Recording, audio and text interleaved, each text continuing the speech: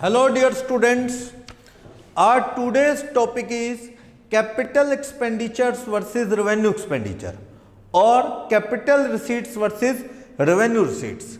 CA foundation accounting में ये most important topic है। थ्योरेटिकल क्वेश्चन भी रेज होते हैं और कभी कभार किसी न्यूमेरिकल में भी इसका यूज होता है। तो फर्स्ट ऑफ ऑल आप अकाउंटिंग पढ़ रहे हैं तो कैपिटल एक्सपेंडिचर और रेवेन्यू एक्सपेंडिचर में क्या डिफरेंस है? How will you classify that whether expense is capital expense so it should be capitalise or it is of revenue nature? If it is of revenue nature expense, then it must be treated as expenses of the profit and loss account. But capital expense है अगर तो it must be added to the assets. Capital expenditure अगर होगा तो it should be capitalized. Capitalized से मेरा मतलब है to be treated as an asset. उसे आप एक असेट ट्रीट करेंगे। अगर वो रेवेन्यू एक्सपेंस है तो ये रिकरिंग नेचर का होता है नॉर्मली और not having beneficial over 1 year. 1 साल से ज्यादा बेनिफिट नहीं होता। रिकरिंग नेचर का होता है मतलब क्या? फ्रीक्वेंट होता है, बार बार होता है, ऐसा एक्सपेंस रहता है रेवेन्यू।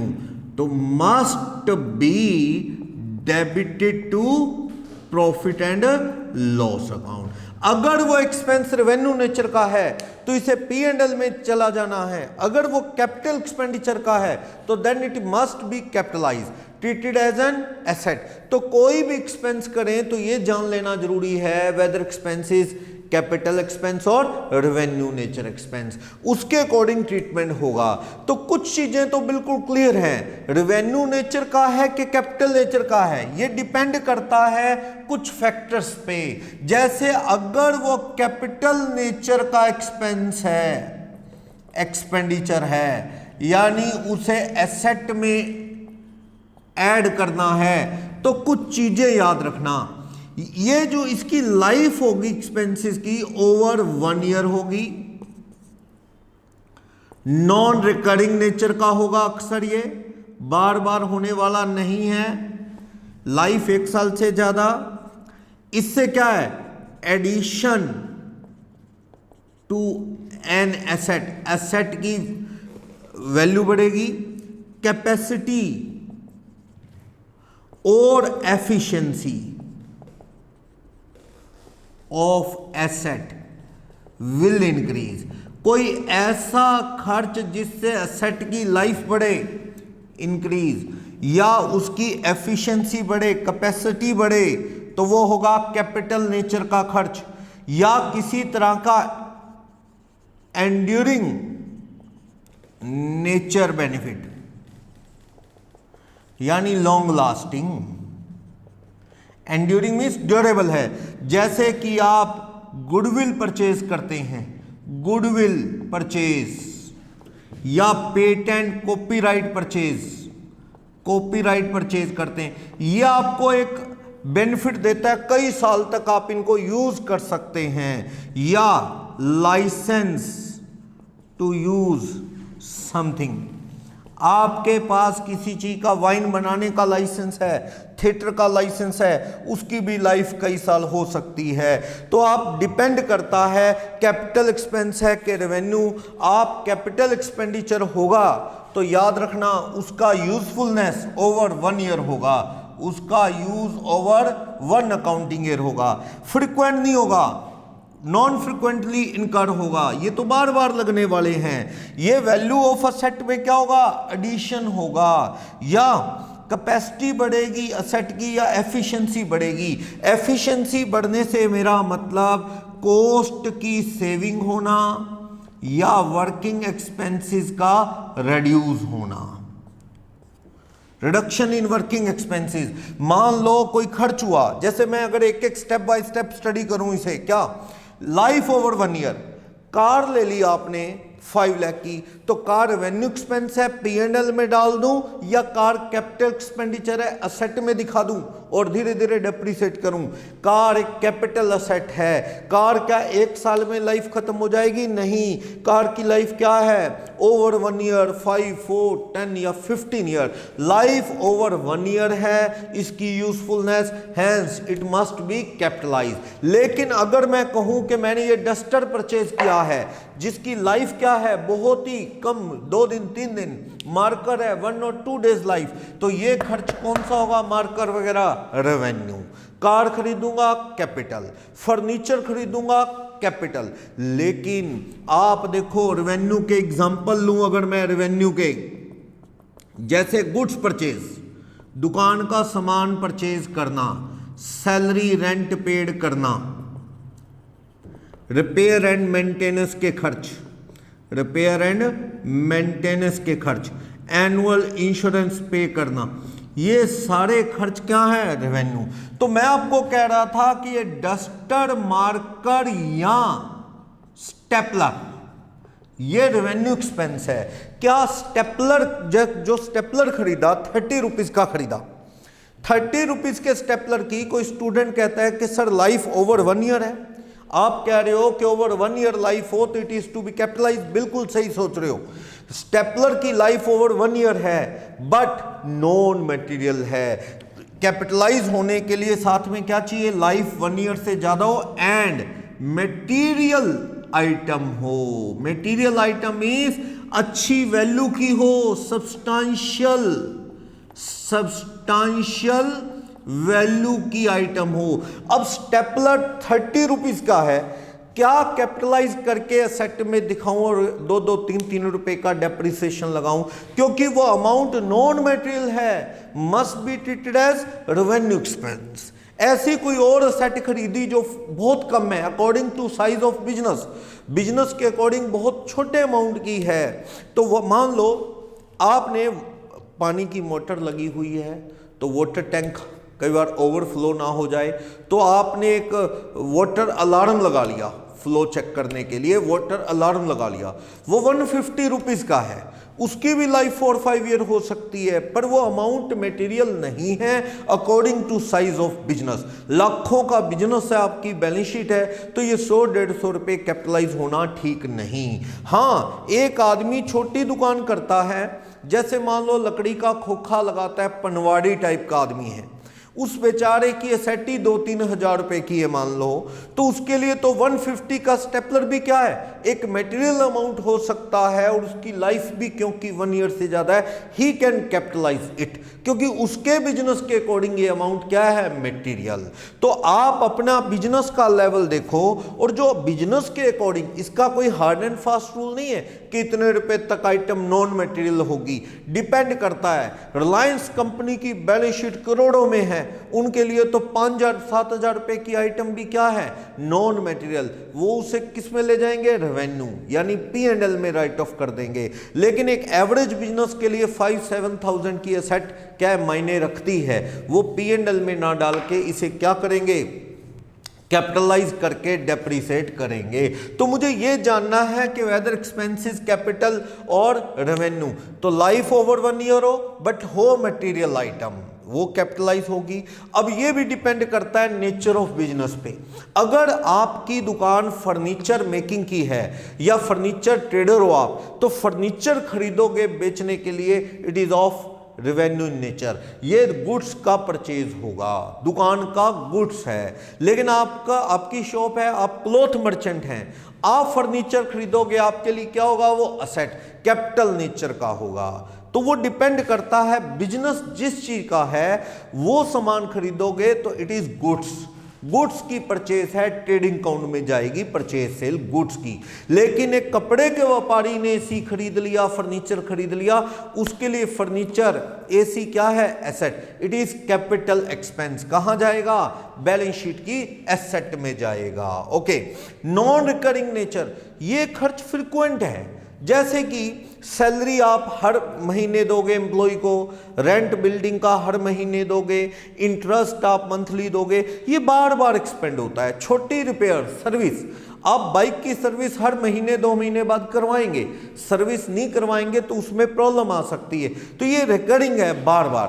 लेकिन कैपिटल एक्सपेंस ऐसा एक्सपेंस नहीं होता कि बार बार हो। जैसे कि मैं एग्जांपल लूं, overhauling of second hand bike purchase, ऐसा है। एक तो बाइक आपके पास है, उसकी आप हर 2 महीने बाद सर्विस करवाते हो या महीने बाद, तो वो क्या है, रिकरिंग, रूटीन की है, मेंटेनेंस का खर्चा है। रूटीन के रिपेयर एंड मेंटेनेंस के खर्चे सारे कहाँ आते हैं आपको पता है, रेवेन्यू में।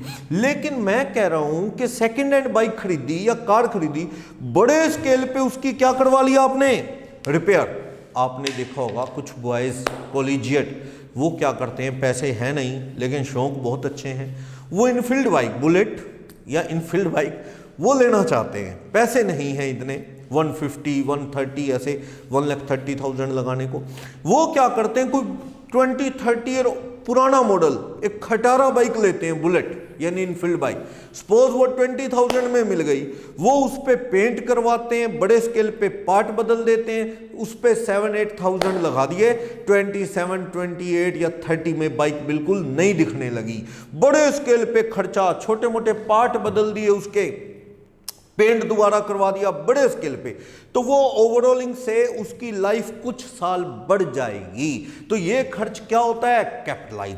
याद रखना, ओवरऑलिंग जो है, कोई भी सेकेंड हैंड आइटम खरीदोगे, कोई पुराना एसी, कोई पुरानी बिल्डिंग, पुरानी कार या बाइक, उस पे फर्स्ट टाइम जो खर्च करोगे ना, फर्स्ट टाइम रिपेयर मेंटेनेंस का जो खर्च है, एक्सपेंसेस ऑन ओल्ड बाइक या कार या बिल्डिंग परचेज, मान लो ये सारा खर्च कैपिटल एक्सपेंस है, ये सारा कैपिटल एक्सपेंस है। मान लो कि वो बाइक खरीदी, वो उस पे 7-8,000 लगाया, कुछ साल बढ़िया चलेगी, तो ये खर्च उसकी लाइफ बढ़ा देता है। तो फर्स्ट टाइम जो खर्च है वो क्या है, रिपेयर में नहीं जाता, रेवेन्यू नहीं, क्या होता है, कैपिटल। जैसे आपने बिल्डिंग खरीदी, शॉप खरीदी, वो टूटी फुटी है, पुरानी है, तो आपने खरीदने के बाद मिस्त्री लगा के रिपेयर करवा ली, रेनोवेशन करवा ली, रिन्यूअल कर लिया, थोड़ा बहुत तोड़फोड़ ठीक करवा ली, तो फर्स्ट टाइम आपका 2 लाख लग गया। 2 लाख उस बिल्डिंग में ऐड कर दो, इट मस्ट बी कैपिटलाइज। ये कैपिटल एक्सपेंस है, इसे असेट में ऐड कर देना होगा, इट इज कैपिटल एक्सपेंसेस। तो आपको देखना है, सेकेंड हैंड आइटम है परचेज की, आफ्टर परचेज फर्स्ट टाइम जो एक्सपेंस करते हो वो उसकी लाइफ बढ़ाते हैं, उसकी यूजफुलनेस बढ़ाते हैं, इट मस्ट बी कैपिटलाइज, उसे कैपिटलाइज करना है। लेकिन जब वो पुरानी होगी, नेक्स्ट ईयर फिर उसकी रिपेयर करवा रहे हो, तो it must be treated as revenue expense. कहां जाएगा, P&L। अब सुनना, हमारा ये इंस्टीट्यूट है, अब ये बिल्डिंग बने 5-4 साल हो गए, अब हमने इस पे व्हाइट वॉश करवाया या पेंट करवाया कह दो, पहले ऑलरेडी पेंट हुआ है, तो जो रीपेंट का खर्च है वो कहां जाएगा, रेवेन्यू एक्सपेंसेस। रीपेंट के जो एक्सपेंसेस, कुछ लोग दिवाली पे, हर दिवाली पे पेंट करवाते हैं, एनुअल व्हाइट वॉश करवाते हैं, ये सब खर्च क्या है, रिपेयर में जाएगा। लेकिन ये खरीदा किसी से पुराना इंस्टीट्यूट, बिल्डिंग, फर्स्ट टाइम उसके ऊपर जो पेंट होगा वो कैपिटल। एक सुनना, आपकी खुद की बिल्डिंग है, पेंट पहले हो चुका है, 2 साल 4-5 साल बाद काफी खराब हो गया, फिर आपने सोचा पेंट करवा लेते हैं, 3 लाख लगे, रीपेंट करवा लिया, तो भैया ये रिपेयर है, खराब हुए पेंट को ठीक कर लिया, दोबारा रीपेंट करवा के, तो ये क्या है, रेवेन्यू नेचर का है, P&L में जाएगा। लेकिन थोड़ा क्वेश्चन बदलता हूं, आपने देखा होगा अपने आसपास बिल्डिंग बनी को 5 ईयर हो गए, पर उस पर व्हाइट वॉश या पेंट हुआ ही नहीं, सीमेंटेड है। कुछ लोग सोचते हैं कि भाई इसको अभी पेंट ना करवाओ, क्योंकि ये क्या है, मैच्योर हो जाने दो, सीमेंट जो एक्स्ट्रा है उतर जाएगा या कुछ भी, फिर करवाएंगे पेंट। 5 साल निकल गए, 5-7 साल बाद पहली बार पेंट हुआ है, पुरानी बिल्डिंग हो गई, फिर पेंट हुआ है, फर्स्ट टाइम हो रहा है ना, इट मस्ट बी कैपिटलाइज। इसे क्या करना होगा, एसेट में ऐड कर देना होगा, it must be capitalise, revenue में नहीं जाएगा, कहां जाएगा, कैपिटल एक्सपेंस में जाएगा। तो चलो देखना पड़ेगा, फर्स्ट टाइम रिपेयर है अपनी ही बिल्डिंग पे या अपनी ही कोई चीज पे, या सेकेंड हैंड खरीदी उस पे फर्स्ट टाइम रिपेयर है, कैपिटलाइज होगा। ऑलरेडी इंस्टॉल्ड चीज पे दोबारा करवाओगे, जैसे एसी है, आपने 40,000 का परचेज किया, परचेज करने के बाद वो इलेक्ट्रीशियन आया, उसने इंस्टॉल किया, 1500 ले लिए, तो ये क्या है, कैपिटल एक्सपेंसेस। तो जितने भी इस तरह के खर्च हैं, जैसे कि installation expense of plant and machinery या carriage of plant and machinery etcetera, वो सब कैपिटलाइज होता है। रास्ते का कोई इंश्योरेंस टैक्स हो वो भी। मान लो मशीन दिल्ली से खरीदी 5 लाख, दिल्ली से 5 लाख की मशीन सिरसा आई, उस पे 10,000 का टैक्स लग गया, ऐड कर लो। ट्रक वाले ने ले लिया 15,000, ऐड कर लो। उतरवाने का खर्च, अनलोडिंग, ऐड कर लो। रास्ते का इंश्योरेंस था कि कोई एक्सीडेंट ना हो जाए 1-2,000 का, वो भी ऐड कर लो। फिर आपने जो अपने यहाँ दिल्ली से आपके पास जयपुर में आई, मान लो जयपुर में इंस्टॉल करवाई आपने, तो इंस्टॉलेशन का एक्सपेंस भी क्या कर लो, ऐड कर लो। यानी मशीन को अप टू इंस्टॉलेशन, जब तक फिट ना हो जाए, सारे एक्सपेंस क्या करने हैं, कैपिटलाइज। रास्ते का टैक्स, रास्ते का during transit insurance, loading unloading, truck का कैरीज चार्जेस और plus installation, it must be capitalise. और कई जमीन जायदाद में तो एडवोकेट साहब वो लिखते हैं ना, रजिस्ट्री लिखते हैं, लीगल फीस लेते हैं, वो भी कैपिटलाइज।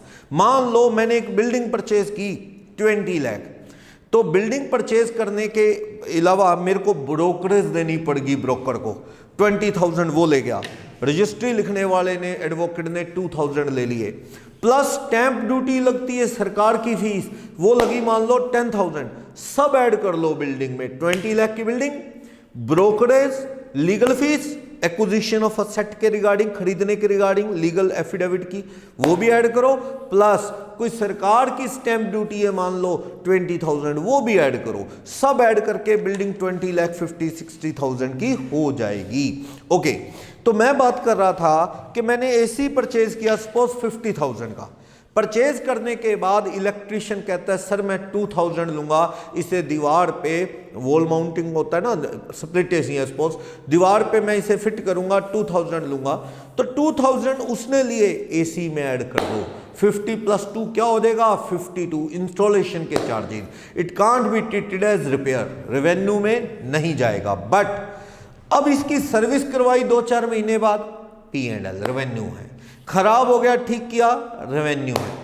लेकिन मैं कहता हूं मान लो इस रूम में एसी लगा हुआ है, मैंने कहा कि इधर बड़ा एसी लगाते हैं ज्यादा कैपेसिटी का, इसे डिसमेंटल करके उतार के कहीं और फिट करवा रहा हूं, तो इसको डिसमेंटल करके कहीं और फिट करने का खर्चा रिपेयर में जाएगा। कहां जाएगा, रेवेन्यू एक्सपेंस में, रिपेयर में, P&L में आएगा। कैपिटलाइज मत करो, जब खरीदते हैं तब फर्स्ट टाइम इंस्टॉलेशन कैपिटलाइज होनी चाहिए, वरना नहीं। चलो, तो हमेशा कैपिटल या रेवेन्यू में ये चीजें माइंड में आपको रखनी पड़ेंगी। ओके, तो चलो, लाइफ 1 साल से ज्यादा हो, मटेरियल नेचर की आइटम हो, अच्छे अमाउंट की हो, नॉन रिकरिंग है, बार बार लगने वाला नहीं है। बार बार लगने वाले तो क्या होते हैं आपको पता है, रेवेन्यू एक्सपेंस होते हैं, रिपेयर, नॉर्मल सर्विस वगैरह वो। हाँ, एक बात और, एडिशन टू असेट, अगर मान लो कोई चीज ऐड करने से असेट बढ़ेगी, वैल्यू बढ़ेगी, लाइफ बढ़ेगी, कैपेसिटी बढ़ेगी, या यहां कह दो लाइफ कैपेसिटी, एफिशिएंसी बढ़ेगी, तो वो खर्च क्या होता है, वो कैपिटल एक्सपेंस होता है। फॉर एग्जांपल, सपोज एक फोटोस्टेट की मशीन है और वो प्रिंट निकालती है 1 मिनट में 10 पेजेस, बहुत स्लो स्पीड है, 1 मिनट में 10 पेजेस का प्रिंट आउट आता है। तो किसी ने बताया शॉपकीपर को कि इसके साथ एक एक्सीलेटर अटैच होगा, एक पार्ट है, छोटी मोटर एक्सीलेटर, कहता है वो 5,000 का आएगा, इसी फोटोस्टेट की मशीन के साथ अटैच कर दो, इसकी स्पीड ट्रिपल हो जाएगी। ये 1 मिनट में 10 की जगह कितने पेज निकाल सकेगा, 30। आपने वो 5000 का पार्ट फोटोस्टेट की मशीन के साथ लगा दिया। अब उसकी कैपेसिटी बहुत ज़्यादा बढ़ गई, 1 मिनट में 30 पेज। तो ये 5000 से क्या बढ़ी है उसकी कैपेसिटी, रनिंग स्पीड बढ़ गई, तो इट मस्ट बी कैपिटलाइज। ये 5000 पे किस में जोड़ दो, फोटोस्टेट की मशीन में, और बढ़ी हुई वैल्यू पे डेप्रिसिएशन लगाएंगे आप। तो आपको ये खर्च कैपिटलाइज करना होगा। या एफिशिएंसी बढ़े, एफिशिएंसी का मतलब होता है ओरिजिनल एफिशिएंसी से ज्यादा। एफिशिएंसी बढ़ने से मतलब मेरा efficiency increased then original efficiency of asset. अगर कोई एक्सपेंडिचर है बाय द एक्सपेंस, कोई एक्सपेंस किया, उससे उसकी एफिशिएंसी क्या एसेट की बढ़ रही है, आपका वो पैसा लगाने से आपकी असेट की जो ओरिजिनल एफिशिएंसी थी, वर्किंग थी, वो बढ़ रही है, तो इट मस्ट बी कैपिटलाइज। अगर नहीं बढ़ रही तो ये रिपेयर मेंटेनेंस है, कहां चला जाएगा, P&L। डिपेंड करता है एफिशिएंसी ओरिजिनल से बड़ी के नहीं। सपोज इसका मैं एक बड़ी एग्जांपल लेता हूं। आपने बाइक परचेज की, आपने बाइक परचेज करके पेट्रोल डाला, चला रहे हैं, आपको पता ही नहीं था कि इसकी सर्विस भी होती है। मान लो उसकी ओरिजिनल एवरेज 60 किलोमीटर पर लीटर की है, 1 लीटर में 60 किलोमीटर, पर आपने काफी देर उसकी सर्विस नहीं करवाई, काफी देर सर्विस नहीं करवाई, तो उसकी एवरेज घट के क्या है, विदाउट सर्विस चलाते फिरे आप रनिंग, तो इसकी एवरेज जो आ रही है वो 10 किलोमीटर पर लीटर। मतलब बाइक जो है ऑयल कंज्यूम नहीं कर रही बल्कि खून चूस रही है, समझो कि भाई कहां 60 की और कहां ऑयल डलवाया खत्म, डलवाया खत्म। अब आपने देखा ऐसा क्यों हुआ, फिर किसी ने बताया अच्छा आपने सर्विस ही नहीं करवाई, बड़े पार्ट तो इसके वर्न आउट हैं, जल गए, सर्विस करवानी थी, मोबिल बदलवाना था, काफ़ी कुछ इंजन में और मोबिल के साथ डलता है, तो वो आपने नहीं करवाया, तो कैपेसिटी गिर गई। अब आपने एक्सपेंसेस किए ऑन सर्विस, इसकी सर्विस करवाई, 4000 रुपये लग गए, तब जाके उसकी एवरेज बढ़ के 45, 50, 55 के आसपास आ गई। अब एवरेज इसकी 45, 50 ऐसा कुछ आ गई किलोमीटर पर लीटर। तो क्या एवरेज बढ़ी है, नहीं बढ़ी, ओरिजिनल से अब भी बराबर है या कम है, उससे नहीं बढ़ी, वो तो सर्विस ना करवाने की वजह से खराब हो गई थी मशीन, कि एवरेज कम दे रही थी। तो ये जो 4000 का खर्च है ये रिपेयर में जाएगा, रिपेयर में ये खर्च क्या होगा, रेवेन्यू एक्सपेंस, ये कैपिटल एक्सपेंडिचर नहीं होगा, it must be treated as revenue expense. थोड़ा मैं क्वेश्चन बदल देता हूं, आपने उसमें पिस्टन और engine ring, piston ring, rings of engine changed with more durable parts. आपका 5000 रुपये लगा और आपकी एवरेज काफी अच्छी आ गई, अब एवरेज 90 किलोमीटर पर लीटर आने लगी बाइक की। किसी ने आपको कहा था कि तेरे इंजन के अंदर ना वो रिंग और पिस्टन घूमते हैं जिससे वो वर्किंग में आती है मशीनरी, मोटर व्हीकल, तो आपने वो पिस्टन रिंग वगैरह बदल दिए इंजन के, बहुत बढ़िया वाले आ गए, किसी ने कहा बहुत बढ़िया ड्यूरेबल आ गए, वो डाल दिए, अब आपकी एवरेज ओरिजिनल से भी बहुत ज्यादा हो गई। तो ये 5000 खर्च को क्या किया जाए, कैपिटल एक्सपेंसेस माना जाए, इसको असेट ट्रीट किया जाए, P&L में ना जाके इसे बैलेंस शीट में लेके जाया जाएगा।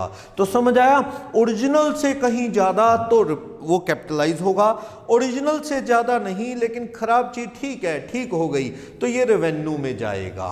अब सुनना, आपकी हार्ड डिस्क क्रैश हो गई, वायरस की वजह से या किसी भी वजह से हार्ड डिस्क क्रैश हो गई, खराब हो गई, आपने वैसी हार्ड डिस्क और डाल दी, तो वर्न आउट पार्ट है, जल गई, खराब हो गई, वही लगभग वैसी ही और लगा दी 3000 की, तो वो P&L, ये रिपेयर है, लॉस है, P&L। लेकिन मैं कह रहा हूं जो पहले हार्ड डिस्क थी वो 1 TB या 500 GB की थी, अब आपने सोचा कि क्यों ना बढ़िया 4 TB की लगा दी। पुरानी हार्ड डिस्क जो थी, हार्ड डिस्क ड्राइव 500 GB की क्या हो गई, वर्न आउट, खराब हो गई, ड्यू टू वायरस और एनी अदर रीजन क्रैश हो गई। अब आपने रिप्लेस कर दिया इसे, लगभग ऐसी लगा दी, ऐसी ही लगा दी, फिर तो रिपेयर है। Replace with 4 TB hard disk drive, 4 TB की, तो इसकी तो कैपेसिटी क्या है, कैपेसिटी इंक्रीज होगी ना, तो इस पे 7,000 रुपए लगे, तो ये क्या होगा, कैपिटलाइज।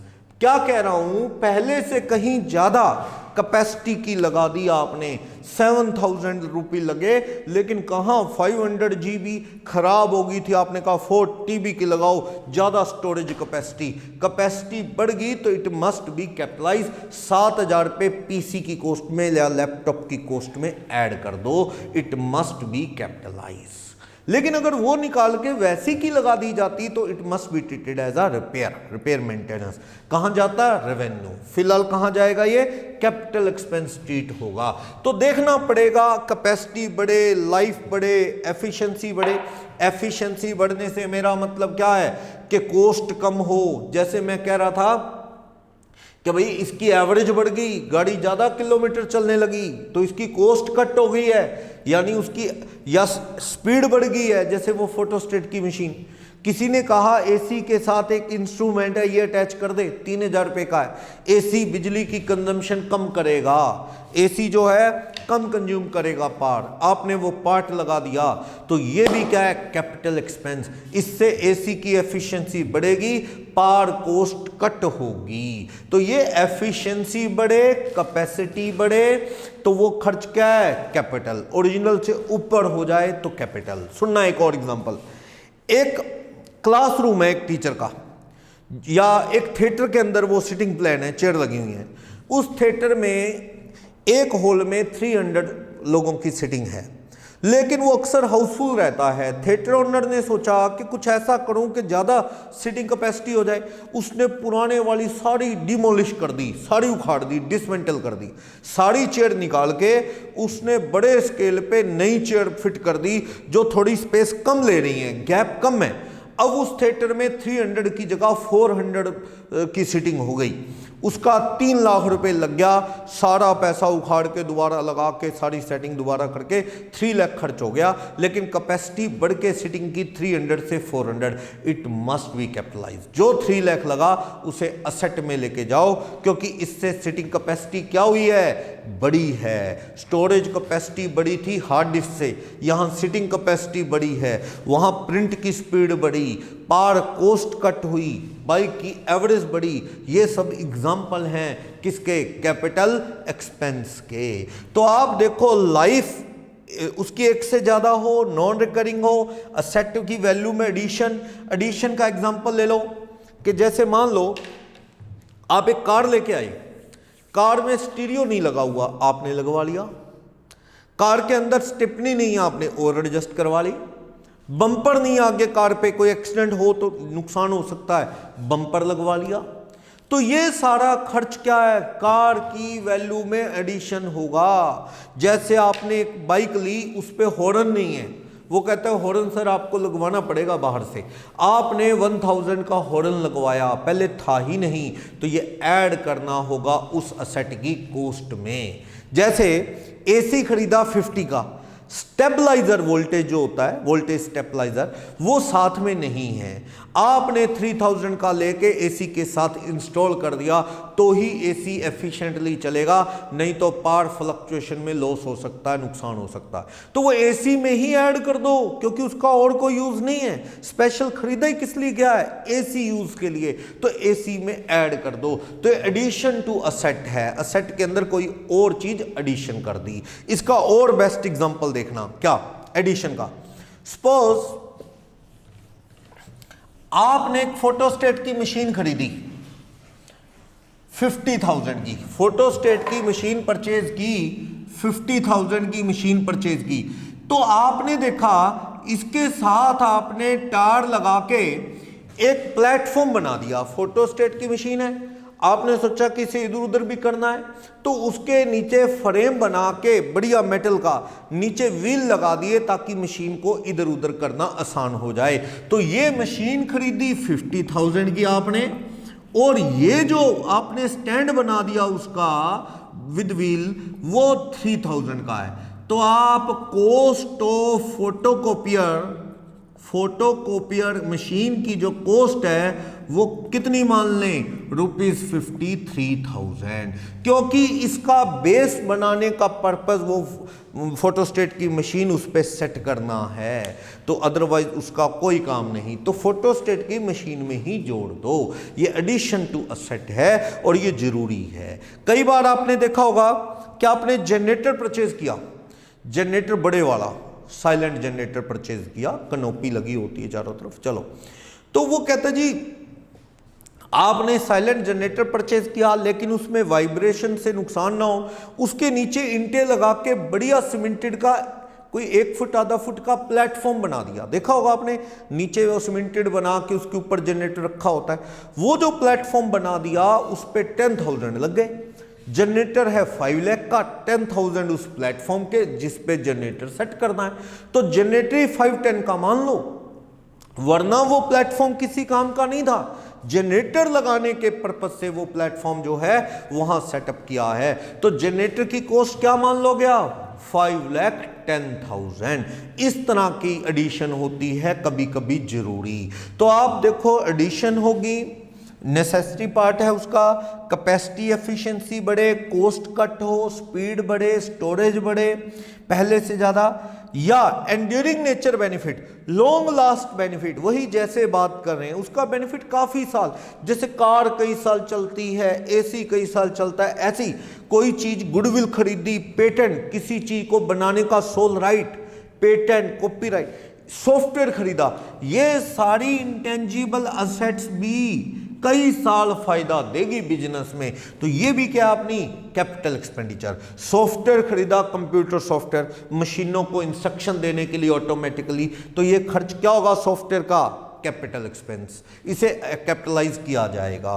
कॉपीराइट भी कहाँ जाएगा, एसेट में, कि ये बुक हम ही प्रिंट करेंगे, कोई कॉपी नहीं कर सकता, इस पे 10,000 दे के आपने खरीदा, तो ये 10,000 भी क्या होगा, कैपिटलाइज। लाइसेंस खरीदा किसी चीज का, सपोज सिनेमा का लाइसेंस, अब आपने सिनेमा का लाइसेंस खरीदा या वाइन बनाने का लाइसेंस खरीदा, बिना लाइसेंस वाइन नहीं बना सकते, गन नहीं बना सकते, कोई वेपन बनाने का खरीदा, या कोई केमिकल बनाने का, या सिनेमा चलाने का, सरकार लाइसेंस देती है, इसकी लाइफ होती है, सरकार लाइफ देती है कि 10 ईयर का लाइसेंस है, 15 ईयर, तो 20 लाख रुपए लग गए सिनेमा का लाइसेंस लेने में, तो इससे काफ़ी साल आप यूज़ करके क्या मूवीज़ चला पाएंगे, पब्लिक से पैसे ले पाएंगे, तो ये क्या है, लॉन्ग लाइफ है, ये कैपिटलाइज होता है। लेकिन इसे धीरे धीरे क्या कर दें, deferred in the life of licence में राइट ऑफ कर दो। मान लो 20 लाख का लाइसेंस है, 10 साल के लिए मिला है, तो अब हर साल 2 राइट ऑफ कर दो, डेफर्ड कर दो, ये है कैपिटल एक्सपेंडिचर। ऐसे तो मशीन बिल्डिंग उसको भी तो डेप्रिसिएट करते हैं, उसकी लाइफ में खत्म तो करते ही हैं, वैसी लाइसेंस को राइट ऑफ कर दो उसकी लाइफ में। लेकिन याद रखना, renewal fee of licence,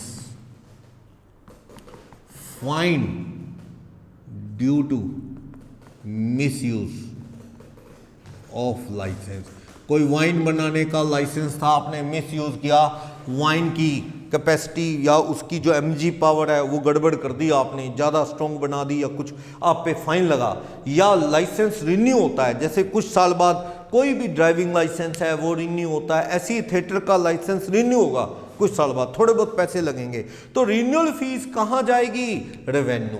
fine वगैरह भी कहाँ जाएगा, रेवेन्यू एक्सपेंस है, ये कैपिटलाइज नहीं होगा, ये रेवेन्यू एक्सपेंस में ट्रीट होगा। ओके, कह रहे इंस्टॉलेशन के खर्चे, कैरीज, रास्ते का इंश्योरेंस, ऐसे इंश्योरेंस हो जाता है 1 दिन 2 दिन का, ट्रक से कोई सामान आ रहा है या मशीन आ रही है तो रास्ते में कोई मिस हैपनिंग ना हो जाए, लॉस ना हो जाए, तो वो 1 दिन 2 दिन का जो ट्रैवल वॉइस है उसका ट्रेवल पीरियड है उसका भी लाइसेंस हो जाता है, सॉरी बीमा हो जाता है, इंश्योरेंस, बहुत कम पैसे में। तो वो खर्च क्या है?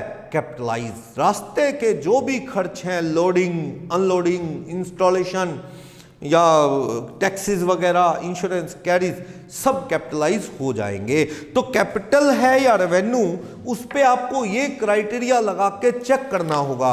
आप नोट्स पीडीएफ डिस्क्रिप्शन में अटैच है, आप उसे डाउनलोड कर लें, देन आफ्टर इसे आप देखें। ओके, तो इसमें देखो capital expense life more than 1 year, क्या क्या और इसमें फीचर्स होते हैं। फर्स्ट, एक्सपेंडिचर फिक्स असेट्स पे ऐसे हैं जो नंबर ऑफ ईयर तक यूज में आएंगे।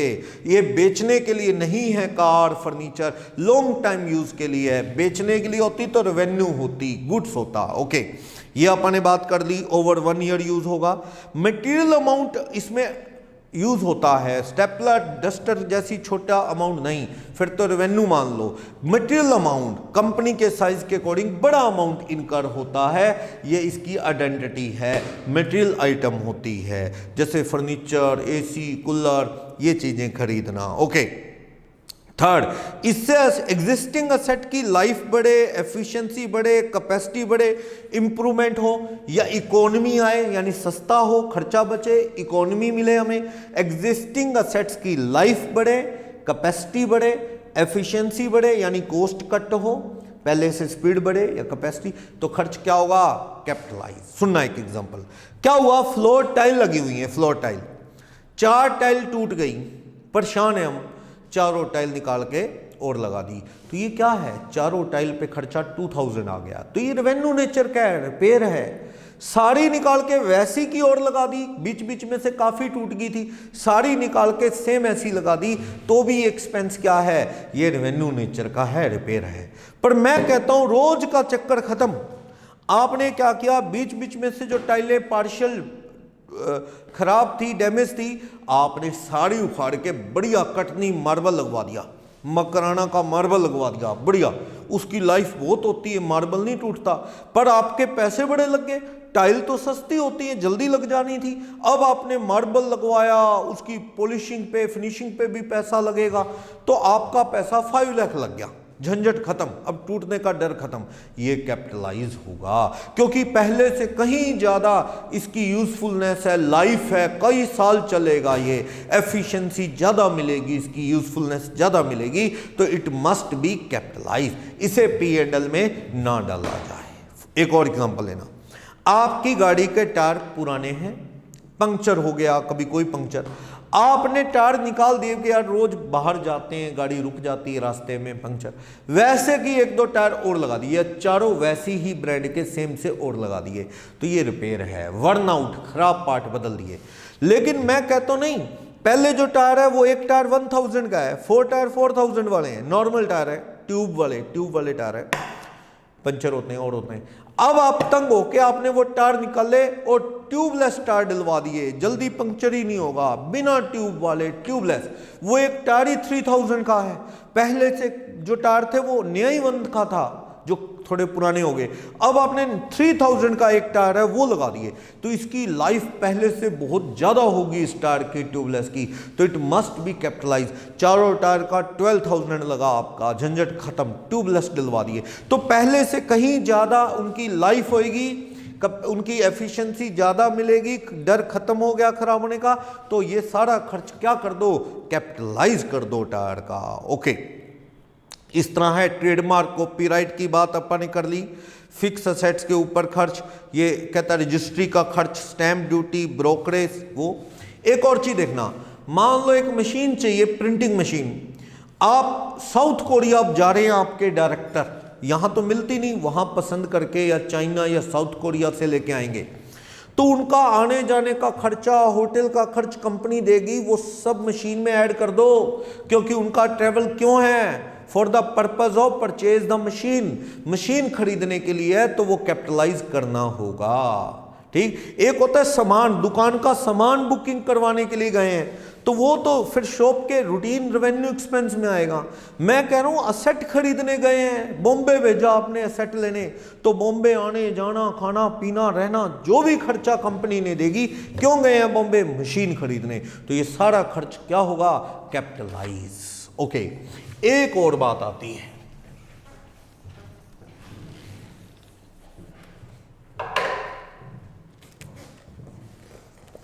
expenses on laying foundation stone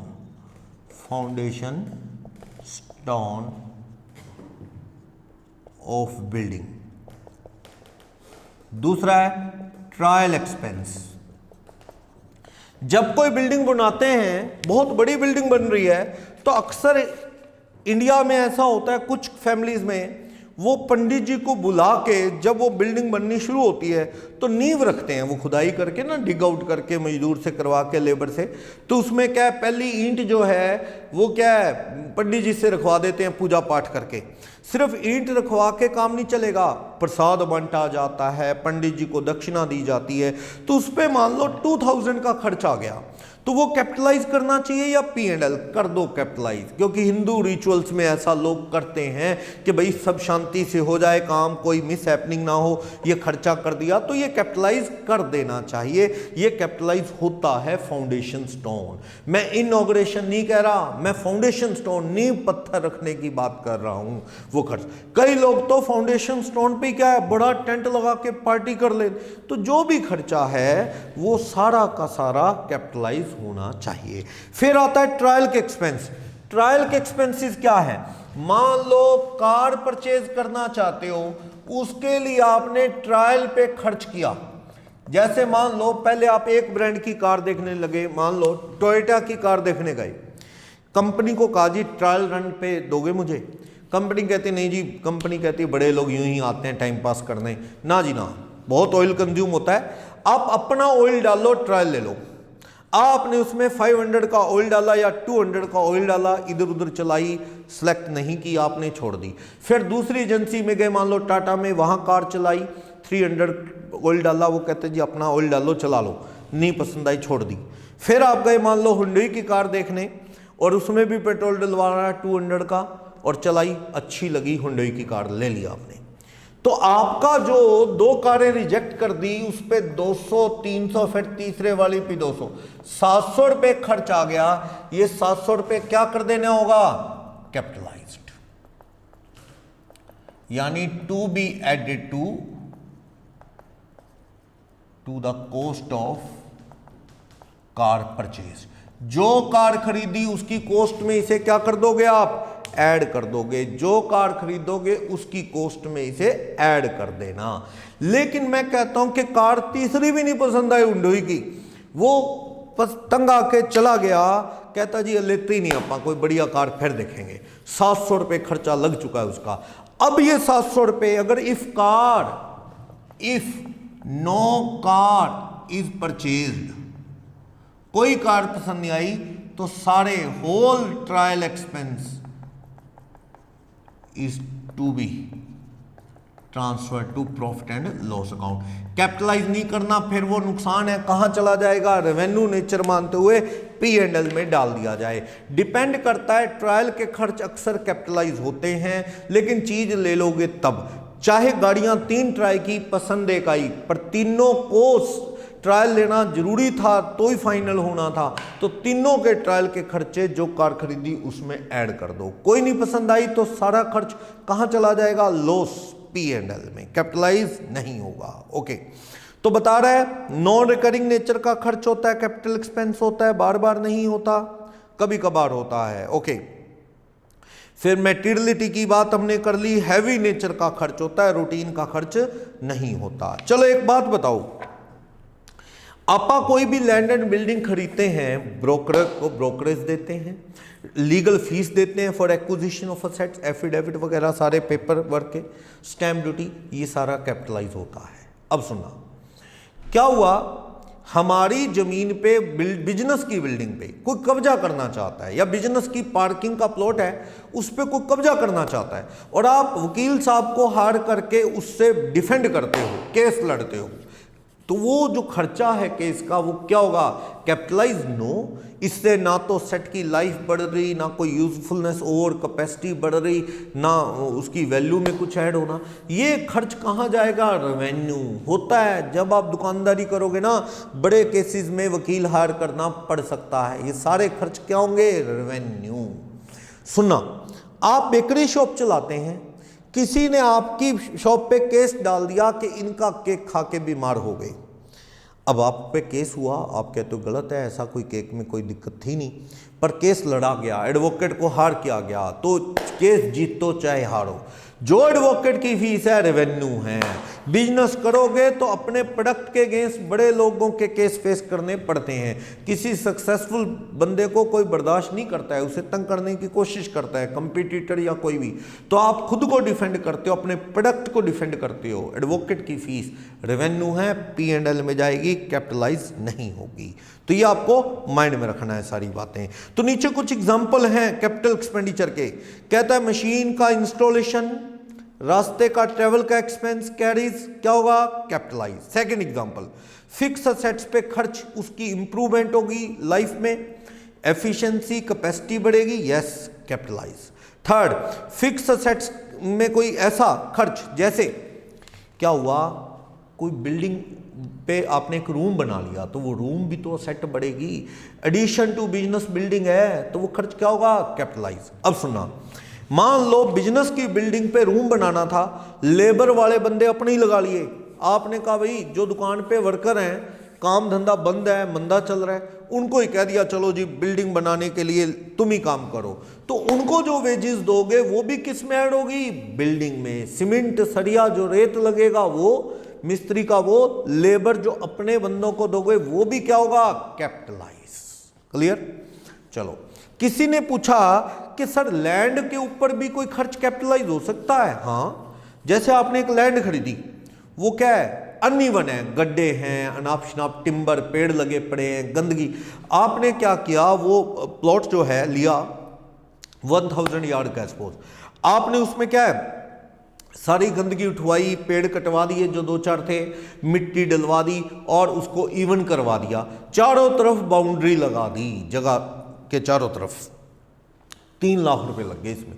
ये लैंड डेवलपमेंट के एक्सपेंस है, लैंड की कॉस्ट में ऐड कर दो, कैपिटलाइज कर दो, ये P&L में नहीं जाएंगे, ये लैंड की वैल्यू में एडिशन होंगे। आप इसे क्या है? लैंड डेवलपमेंट एक्सपेंस बोलते हैं, ये कैपिटलाइज होंगे।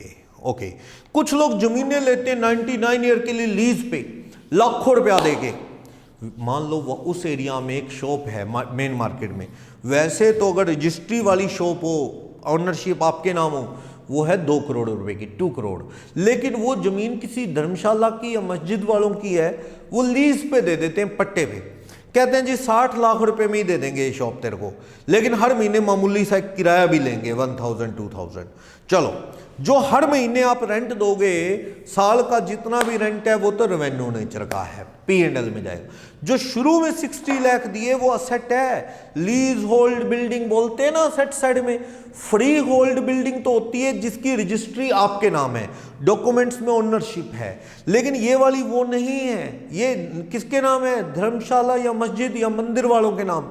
आपको तो 99 ईयर या 80 ईयर के लिए मिल गई है, 80 ईयर के लिए आप मालिक हो, डॉक्यूमेंट में लिखा है, उसके बाद खाली करनी पड़ेगी।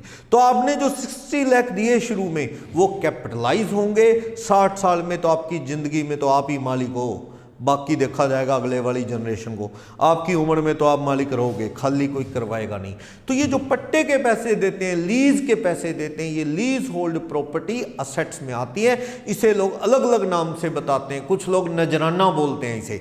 जो ये 60 लाख दे रहे हो ना, ये टोकन मनी, तो ये नजराना भी बोला जाता है, ये एडवांस पे कर दिया है उसके अगेंस्ट, तो ये क्या है? Lease hold property. मान लो कुछ साल बाद आप किसी और को ट्रांसफर करना चाहे कर दो, आपने 80 लाख की किसी को ट्रांसफर कर दी, 10 साल रहने के बाद 99 ईयर के लिए आपने ली थी, 60 लाख दिए, हर महीने 1000 रुपये किराया, 10 साल बीते 89 और बढ़े ना, आपको आपका फ्रेंड अनिल कहता है मुझे दे दो सर, मैं ले लेता हूं, आपने उसे महंगी बेच दी, 89 ईयर पड़े हैं अभी उसके अनएक्सपायर्ड लीज, वो राम कहता है 89 तो बहुत है, लो मुझे दो कितने की, आपने महंगी बेच दी 85, तो राम की कॉस्ट क्या होगी, अनिल की कॉस्ट क्या होगी जिसने खरीदी 85 लाख।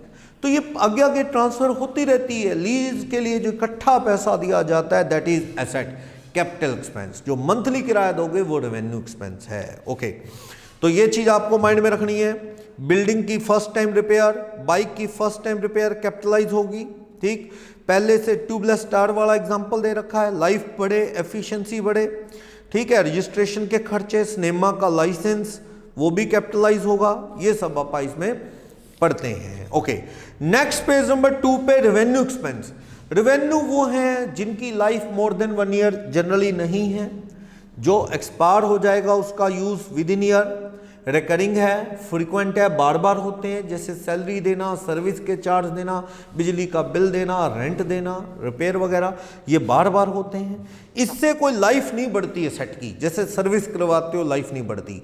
या एक पार्ट टायर फट गया, टायर बस्ट हो गया, अब टायर फट गया तो और डाल लिया वैसा ही टायर, तो वो क्या है लगभग वैसा ही है, तो वो कैपिटलाइज नहीं, रिपेयर है, P&L। हाँ, ट्यूबलेस डाल लिया नॉर्मल वाले टायर की जगह तो कैपिटलाइज हो सकता है। तो पहले से लाइफ नहीं बढ़ रही, एफिशिएंसी नहीं बढ़ रही, थिएटर में कुछ चेयर टूट गई आपने ठीक करवा ली या वो वाली चेयर बदल ली, खराब पार्ट, वर्न आउट पार्ट बदल लिए, कहाँ जाएगा ये खर्च, P&L में, रेवेन्यू है। हार्ड डिस्क क्रैश होगी, वैसी की करीब करीब कैपेसिटी वाली हार्ड डिस्क और लगा ली, नहीं है तो क्या हुआ, लेकिन लगभग वैसी ही यूज की है तो उतनी ही वैल्यू की है लगभग, तो क्या होगा, रेवेन्यू। कहां जाएगा, प्रॉफिट एंड लॉस में। एडवर्टाइजमेंट भी कहां जाता है, एडवर्टाइजमेंट भी प्रॉफिट एंड लॉस में जाता है। एडवर्टाइजमेंट को भी इमीडिएटली प्रॉफिट एंड लॉस में लिख देंगे, वो कोई असेट नहीं है। देखना,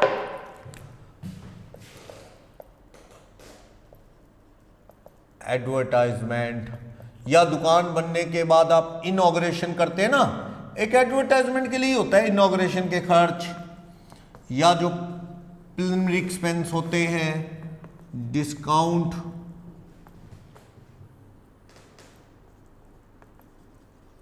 ऑन डिबेंचर, चलो इसको लेता हूं, preliminary share issue expense, share issue expense, ये सारे के सारे रेवेन्यू एक्सपेंस मान लेने चाहिए और P&L में डेबिटेड कर दो इनको, डेबिटेड इमीडिएटली।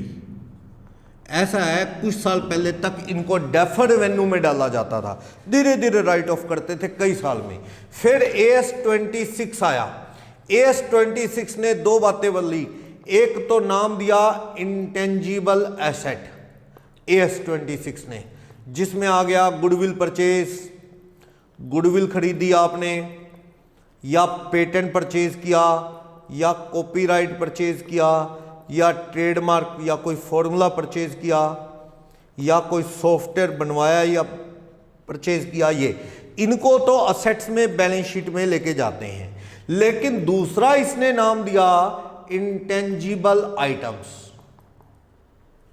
AS26 ने कहा कि इंटेंजिबल असेट्स नहीं, आइटम है, इनको राइट ऑफ इमीडिएटली, इनको धीरे धीरे राइट ऑफ नहीं करना, immediately. Company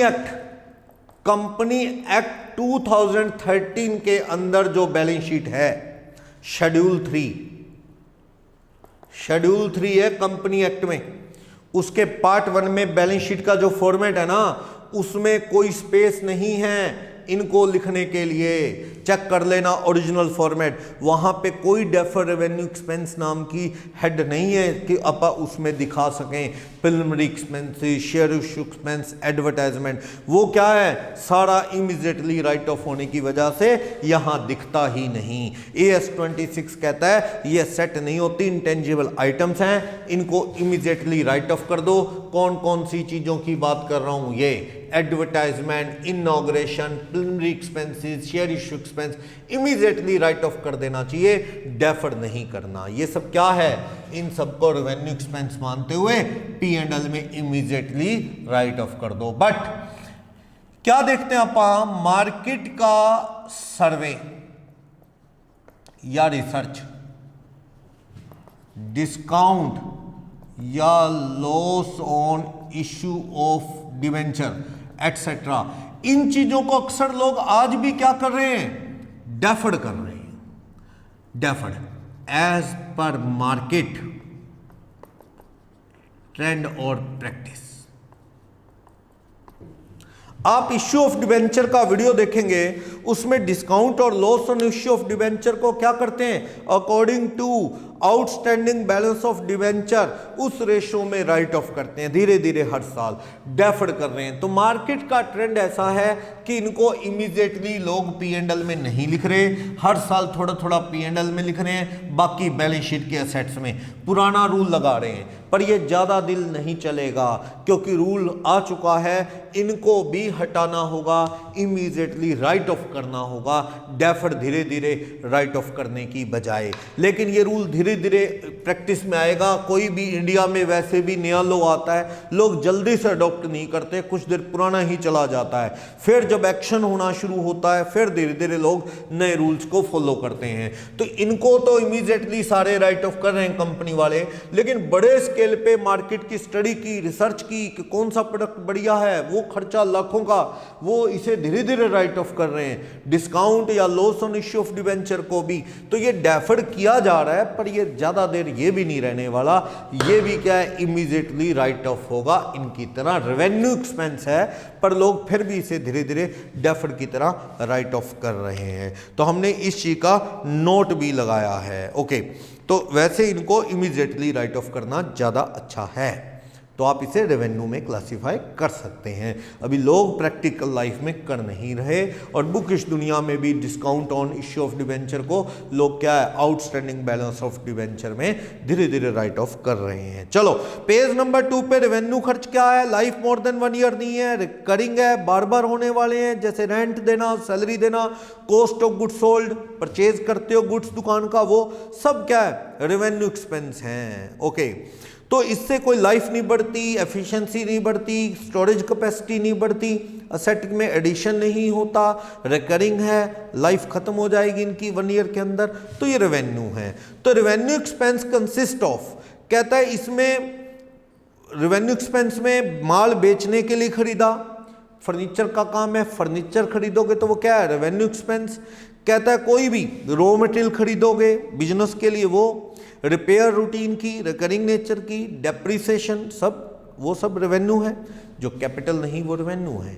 day to day use के खर्चे, रूटीन के खर्चे, रूटीन की रिपेयर मेंटेनेंस, वेजेस, सैलरी, हाँ वेजेस बिल्डिंग बनाने के लिए दी, वेजेस मशीन इंस्टॉलेशन के लिए दी, then it must be capitalize, वरना ये रेवेन्यू है। रिन्यूअल फीस, लाइसेंस वगैरह का रिन्यूअल है उसकी फीस, ये सब क्या है, रेवेन्यू नेचर का है। ओके, फर्नीचर वगैरह खरीदा आपने, फर्नीचर का बिजनेस है तो रेवेन्यू, अगर कपड़े का है तो कैपिटल, ये पहले बता चुका हूं।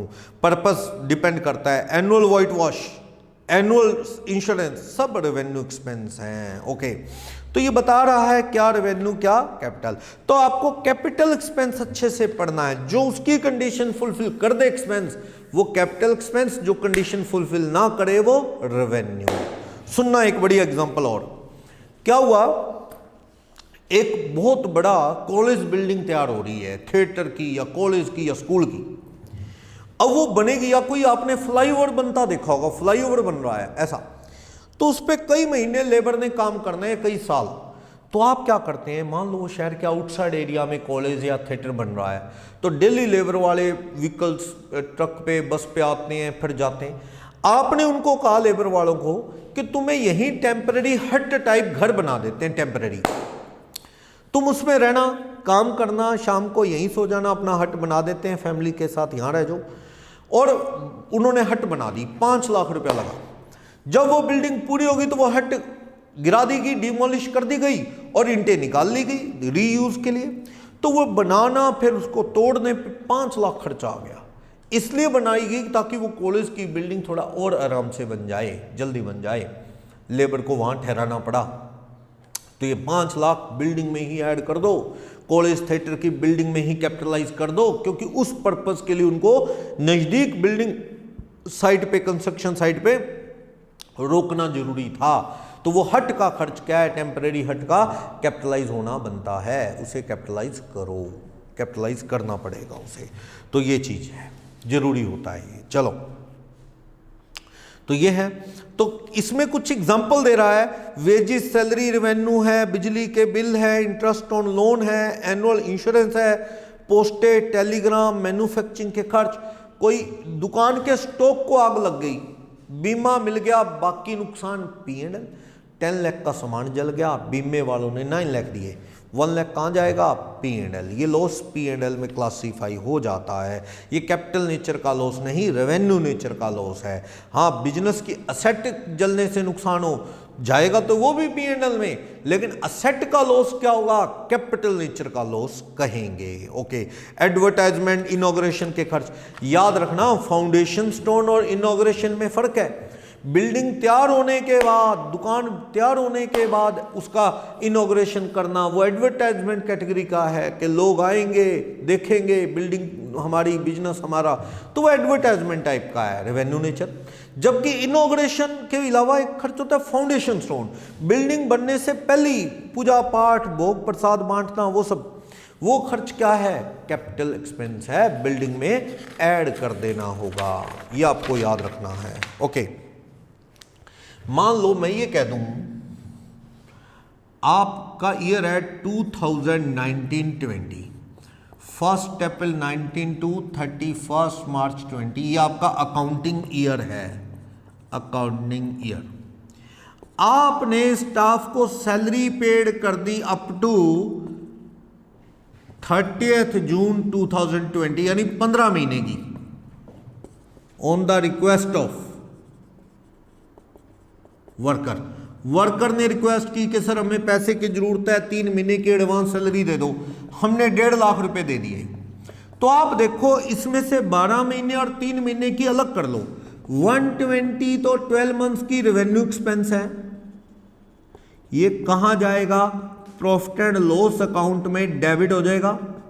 ये जो है ना प्रीपेड सैलरी है, प्रीपेड सैलरी 3 महीने की कितनी, 30,000, इसे बैलेंस शीट में ले चलो एसेट में। ये खर्चा ही नहीं है, ये एसेट है, ये वो प्लांट एंड मशीनरी जैसा कैपिटल एक्सपेंस नहीं है, इसे बस क्या नाम दे दो, जनरली एक असेट नाम दे दो, तो असेट है। ओके, या इधर लिख देता हूं,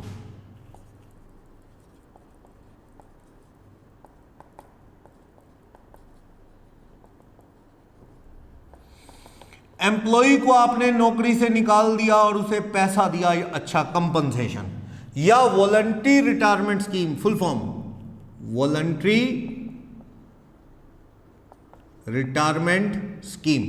कुछ वर्कर को आपने कहा जी नौकरी से निकालेंगे, बड़ी बड़ी कंपनी में आसान नहीं होता, जो परमानेंट स्टाफ होता है आप उसे जल्दी से निकाल नहीं सकते, आपने उनको ऑप्शन दिया यार जिसने जाना है जाओ पैसे ले लो, पीछा छोड़ो, मेरा स्टाफ चाहिए नहीं इतना, वैसे निकालेंगे तो स्ट्राइक, दंगे फसाद, आपको पता है इंडिया में तो स्ट्राइक बहुत बुरे तरीके से होती है, तोड़ फोड़ ये, तो आपने उनको कहा वॉलंटरी चले जाओ, मर्जी से चले जाओ, पैसा ले लो, ये लो 4 लाख 5 लाख।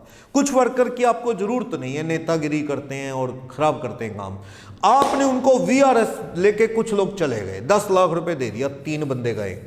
अब ये 10 लाख देने से फायदा क्या होगा, आने वाले सालों में सैलरी नहीं देनी पड़ेगी ऐसे फालतू लोगों को, तो वो पैसा दिया जो इकट्ठा फ्यूचर का बेनिफिट है, इसको भी डेफर्ड किया जाता है। मान लो 4 साल सैलरी का खर्चा एक तरह से बच गया, उनकी एज 50 मान लो 1 है, जो बंदे गए हैं 55 में रिटायर होते हैं, 4 साल सैलरी नहीं देनी पड़ेगी ना उनको, तो इसका बेनिफिट 4 साल मिलेगा, 4 साल राइट ऑफ कर दो। यानी किसी को नौकरी से टर्मिनेट करना या मर्जी से उसका VRS लेके जाना, इकट्ठा पैसा जो दोगे ये डेफर्ड कर दिया जाता है, क्योंकि आपको आने वाले कई साल सैलरी देने से बच जाओगे, तो इसे डेफर्ड कर दो, जितने साल का बेनिफिट है उसमें राइट ऑफ कर दो। अभी ट्रेंड में चल रहा है सब्सटेंस ओवर फॉर्म बोलते हैं, एक रूल है सब्सटेंस ओवर फॉर्म।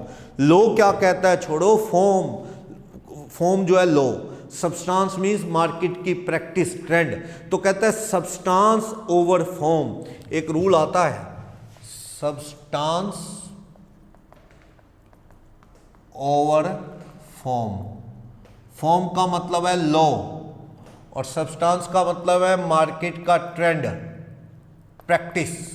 तो क्या है, ठीक है आपने पढ़ा कि डेफर्ड रेवेन्यू नहीं होते, लेकिन अभी मार्केट के ट्रेंड के अकॉर्डिंग तो लोग क्या कर रहे हैं, वीआरएस, कंपनसेशन, इस तरह के खर्चों को डेफर्ड कर रहे हैं, discount on issue of debenture को डेफर्ड कर रहे हैं, ये 3-4 खर्चे।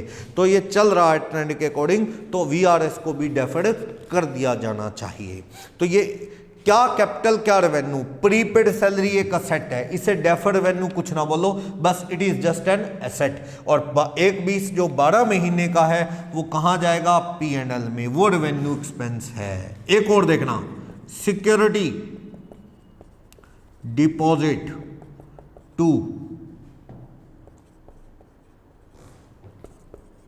पावर सप्लाई डिपार्टमेंट या BSNL MTNL on installation of power meter या फोन। क्या होता है, आप नया फोन लगवाओ या ब्रॉडबैंड लगवाओ ट्रिपल प्ले वगैरह का, या फिर आप बिजली का कनेक्शन लो, तो वो थोड़े पैसे एडवांस सिक्योरिटी के जमा करते हैं ना, 10,000 2,000 5,000 जो, ये क्या होगा, ये पैसे फ्यूचर में जो बिल आएगा या तो उसमें एडजस्ट होंगे सिक्योरिटी के पैसे, या एडजस्ट नहीं होंगे, ये पड़े रहेंगे उनके पास जमा। जिस दिन आप मीटर कनेक्शन कैंसिल करवाओगे या BSNL MTNL का फोन कनेक्शन डिसकंटिन्यू करोगे, उस दिन ये अमाउंट क्या आ जाएगा, रिफंडेबल, रिफंड आ जाएगा, या adjustable, to be adjustive in future, future में बिल में एडजस्ट होगा। तो इसे भी कैपिटल वर्सेस रेवेन्यू नहीं, सिक्योरिटी को क्या नाम दे दो, एक एसेट का नाम दे दो, बस ये एक एसेट है, बैलेंस शीट में पड़ी रहेगी, कई साल पड़ी रहेगी, जब तक एडजस्ट ना हो जाए बिल में से, या फिर ये क्या है, वापस ना आ जाए। तो ये क्या है, एक एसेट है सिक्योरिटी का मिलना। तो ये सिक्योरिटी भी एक एसेट है, या वीआरएस वगैरह का पैसा दे रहे हो कंपनसेशन, ये डेफर्ड रेवेन्यू एक्सपेंस है, थोड़ा थोड़ा राइट ऑफ कर दो, बाकी बैलेंस शीट में पड़ा रहेगा। सैलरी प्रीपेड भी एक असेट है, ये करंट असेट्स में पड़ी रहती है, इसे डेफर्ड वर्सेस रेवेन्यू में कंपेयर करने की जरूरत नहीं है। तो क्या रेवेन्यू क्या कैपिटल, वो अपना टॉपिक चल रहा है, उसमें ये सारा देखा। पेज नंबर 3 आप PDF डाउनलोड कर लेंगे डिस्क्रिप्शन से, तो पेज नंबर 3 पे AS26 का भी नोट है। देन आफ्टर एक टॉपिक है नेक्स्ट इसमें पेज नंबर 3 पे, capital profit versus revenue profit. देखते हैं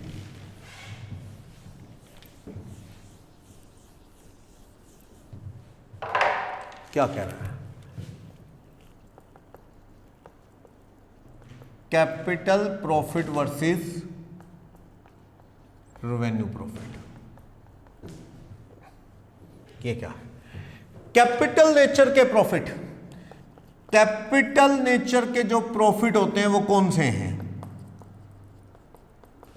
और रेवेन्यू नेचर के हैं जो रिकरिंग है, बार बार आते हैं, रिकरिंग नेचर के होते हैं, and directly related with the business, जो आप बिजनेस कर रहे हैं उससे रिलेटेड होते हैं। ये क्या है, नॉन रिकरिंग होते हैं, बार बार नहीं आते, बार बार नहीं आते, और ये फ्रिक्वेंट नहीं है, मतलब ये ऐसे प्रॉफिट हैं। अगर इसमें एग्जांपल लूं सच एज सिक्योरिटी प्रीमियम, जो सिक्योरिटी प्रीमियम होता है ये P&L में नहीं जाता, ये कैपिटल नेचर का प्रॉफिट है। या profit on sale of fix assets या इन्वेस्टमेंट, वो या प्रॉफिट ऑन री इश्यू ऑफ फॉरफिटेड शेयर्स। ये देखो, शेयर फॉरफिटेड अमाउंट जो होता है फॉरफिचर अकाउंट का, री इश्यू कर दिए, जो बच गया फॉरफिचर में कहां ट्रांसफर हो जाता है, ये ट्रांसफर टू कैपिटल रिजर्व होता था, ट्रांसफर टू कैपिटल रिजर्व। या profit on sale of assets, फायदे में बेच दी 10 वाली बिल्डिंग 11 में, या 10 वाली मशीन 11 लाख में, ठीक है फायदा आया 1, तो ये कैपिटल रिजर्व में भी ट्रांसफर कर सकती कंपनी, पर मोस्ट ऑफ द कंपनी इसे भी कहां ले जाती हैं, प्रॉफिट एंड लॉस अकाउंट में। सिक्योरिटी प्रीमियम, शेयर महंगे बेचे तो वो फायदा बिजनेस का रूटीन वाला नहीं है, ये कहां जाता है, बैलेंस शीट के अंदर रिजर्व एंड सरप्लस में। तो टॉपिक ये नहीं है कि P&L में आएगा कि बैलेंस शीट, डिपेंड करता है। कैपिटल नेचर के प्रॉफिट P&L में भी आ सकते हैं और नहीं भी, लेकिन रेवेन्यू नेचर वाले तो अक्सर P&L अकाउंट में क्या होते हैं, क्रेडिटेड। ये कौन से प्रॉफिट हैं, रूटीन के, जैसे कि net profit from routine business. Routine business के जो प्रॉफिट हैं, सरप्लस वगैरह वो, या फिर रेंट रिसीव बिल्डिंग का, या इंटरेस्ट रिसीव, या आपका दलाली का बिजनेस है तो कोई ब्रोकरेज रिसीव्ड। बिल्डिंग आपने शॉप के ऊपर एक बिल्डिंग किराए पे दे रखी है, किसी को रेंट आ रहा है, इंटरेस्ट आ रहा है, ब्रोकरेज आ रही है, आप इस तरह का बिजनेस करते हैं। तो आपका शेयर ट्रेडिंग का बिजनेस है तो डिविडेंड आ रहा है, डिविडेंड या इंटरेस्ट रिसीव्ड ऑन शेयर और डिवेंचर, ऑन शेयर और डिवेंचर। ये सब कौन सा है, फ्रीक्वेंट है, हर बार आता है, बार बार आता है, ये सब कौन से प्रॉफिट हैं, रेवेन्यू नेचर के। जिस चीज का बिजनेस करते हो, प्रॉपर्टी डीलर हो तो कमीशन आएगा रेवेन्यू नेचर का, सेल करके प्रॉफिट आएगा, नेट प्रॉफिट, वो भी रेवेन्यू नेचर का प्रॉफिट है। रेंट इंटरेस्ट आएगा रूटीन में बार बार तो वो, या प्रॉपर्टी डीलर हो ब्रोकरेज आ रही है, शेयर ट्रेडर हो तो ब्रोकरेज आ रही है, डिविडेंड इंटरेस्ट आएगा शेयर पे, रेवेन्यू नेचर के प्रॉफिट है, सारे के सारे P&L में क्रेडिट होते हैं। जो इतने फ्रिक्वेंट नहीं है उसकी तरह, बिजनेस से डायरेक्टली रिलेटेड नहीं, मशीन बेचने का फायदा, इन्वेस्टमेंट का फायदा, कैपिटलिज्म में लेके जाओ चाहे P&L, choice is yours. P&L में भी ले जा सकते हैं। सिक्योरिटी प्रीमियम, शेयर महंगे बेचे, डिवेंचर महंगे बेचे तो ये कहां जाता है, रिजर्व एंड सरप्लस में, कैपिटल नेचर का प्रॉफिट। कैपिटलिज्म में जाता है फॉरफिटेड शेयर को रीइश्यू करने पे जो बचा वो, तो ये कैपिटल नेचर का प्रॉफिट है। तो ये टॉपिक है पेज नंबर 3 पे, capital profit versus revenue profit, ये इसमें कोट कर देंगे। नेक्स्ट एंड लास्ट टॉपिक है, मेन टॉपिक तो वही है, capital expenditure versus revenue expenditure, ये सबसे ज्यादा काम आता था। चलो, capital receipts versus revenue receipt. अब फिर वही बात, बिजनेस के लिए रेवेन्यू रिसीट क्या है, from the routine operations of business. Business के रूटीन में जो पैसे आ रहे हैं वो रेवेन्यू रिसीट है। तो इस रेवेन्यू रिसीट में क्या हो गया, कैश सेल का पैसा आया, कैश फ्रॉम डेटर या ट्रेड रिसीवेबल कह दो, आजकल डेटर का दूसरा नाम ट्रेड रिसीवेबल है ना, क्रेडिटर का ट्रेड पेबल, वहां से आया।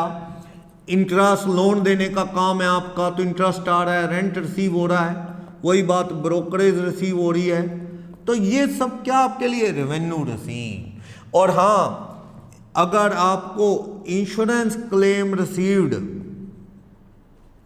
Against loss of stock, stock in trade, business का सामान नुकसान हो गया था, आग लग गई, चोरी हो गया, बीमे ने पैसे दिए स्टॉक के लिए, तो ये क्या है, रेवेन्यू रिसीट है। ब्रोकरेज भी रेवेन्यू रिसीव है, इंटरेस्ट जो मिल रहा है, रेंट मिल रहा है, वो भी रेवेन्यू रिसीट है, और डेटर से मिलना, कैश मिलना, ये सब बिजनेस के रूटीन से रिलेटेड है, रेवेन्यू रिसीट। कैपिटल रिसीट्स जो directly related with business operation नहीं है, डायरेक्टली रेवेन्यू एक्टिविटी से रिलेटेड नहीं है, जैसे loan taken, capital introduce by proprietor, share issued, company है तो शेयर इशू कर रही है, डिवेंचर इशू कर रही है, सेल ऑफ फिक्स असेट्स या इन्वेस्टमेंट, ये सब क्या है, रेवेन्यू नेचर की रिसीट है। ये बिजनेस से रिलेटेड नहीं है, काम से रिलेटेड नहीं है। भाई काम है आपका फर्नीचर का तो फर्नीचर बेचोगे तो रेवेन्यू रिसीट है, मशीन बेचोगे कोई तो वो कैपिटल रिसीट्स है, एसी बेचोगे कैपिटल रिसीट है। फर्नीचर का बिजनेस है, फर्नीचर कैश बेच के आया या उधार से डेटर से आया, आपका लोन दे रखा है, इंटरेस्ट आ रहा है, बिल्डिंग किराए पे दे रखी है, रेंट आ रहा है, या शेयर ब्रोकर हो तो ब्रोकरेज आ रही है, प्रॉपर्टी डीलर हो तो भी ब्रोकरेज आ रही है, या दुकान का स्टॉक जल गया, चोरी हो गया, उसके अगेंस्ट पैसे आए, रेवेन्यू रिसीट। लेकिन insurance claim against loss of plant and machinery और फर्नीचर, असेट का लॉस होने पे जो पैसे आए हैं ना, असेट का लॉस होने से, वो कैपिटल रिसीट है। मालिक ने पैसा और लगा दिया, cash to capital, share issue किए, bank account debit to share capital, debenture issue किए तो bank account debit to debentures, loan लिया सिक्योर्ड अनसिक्योर्ड जैसा भी, bank account debit to bank loan.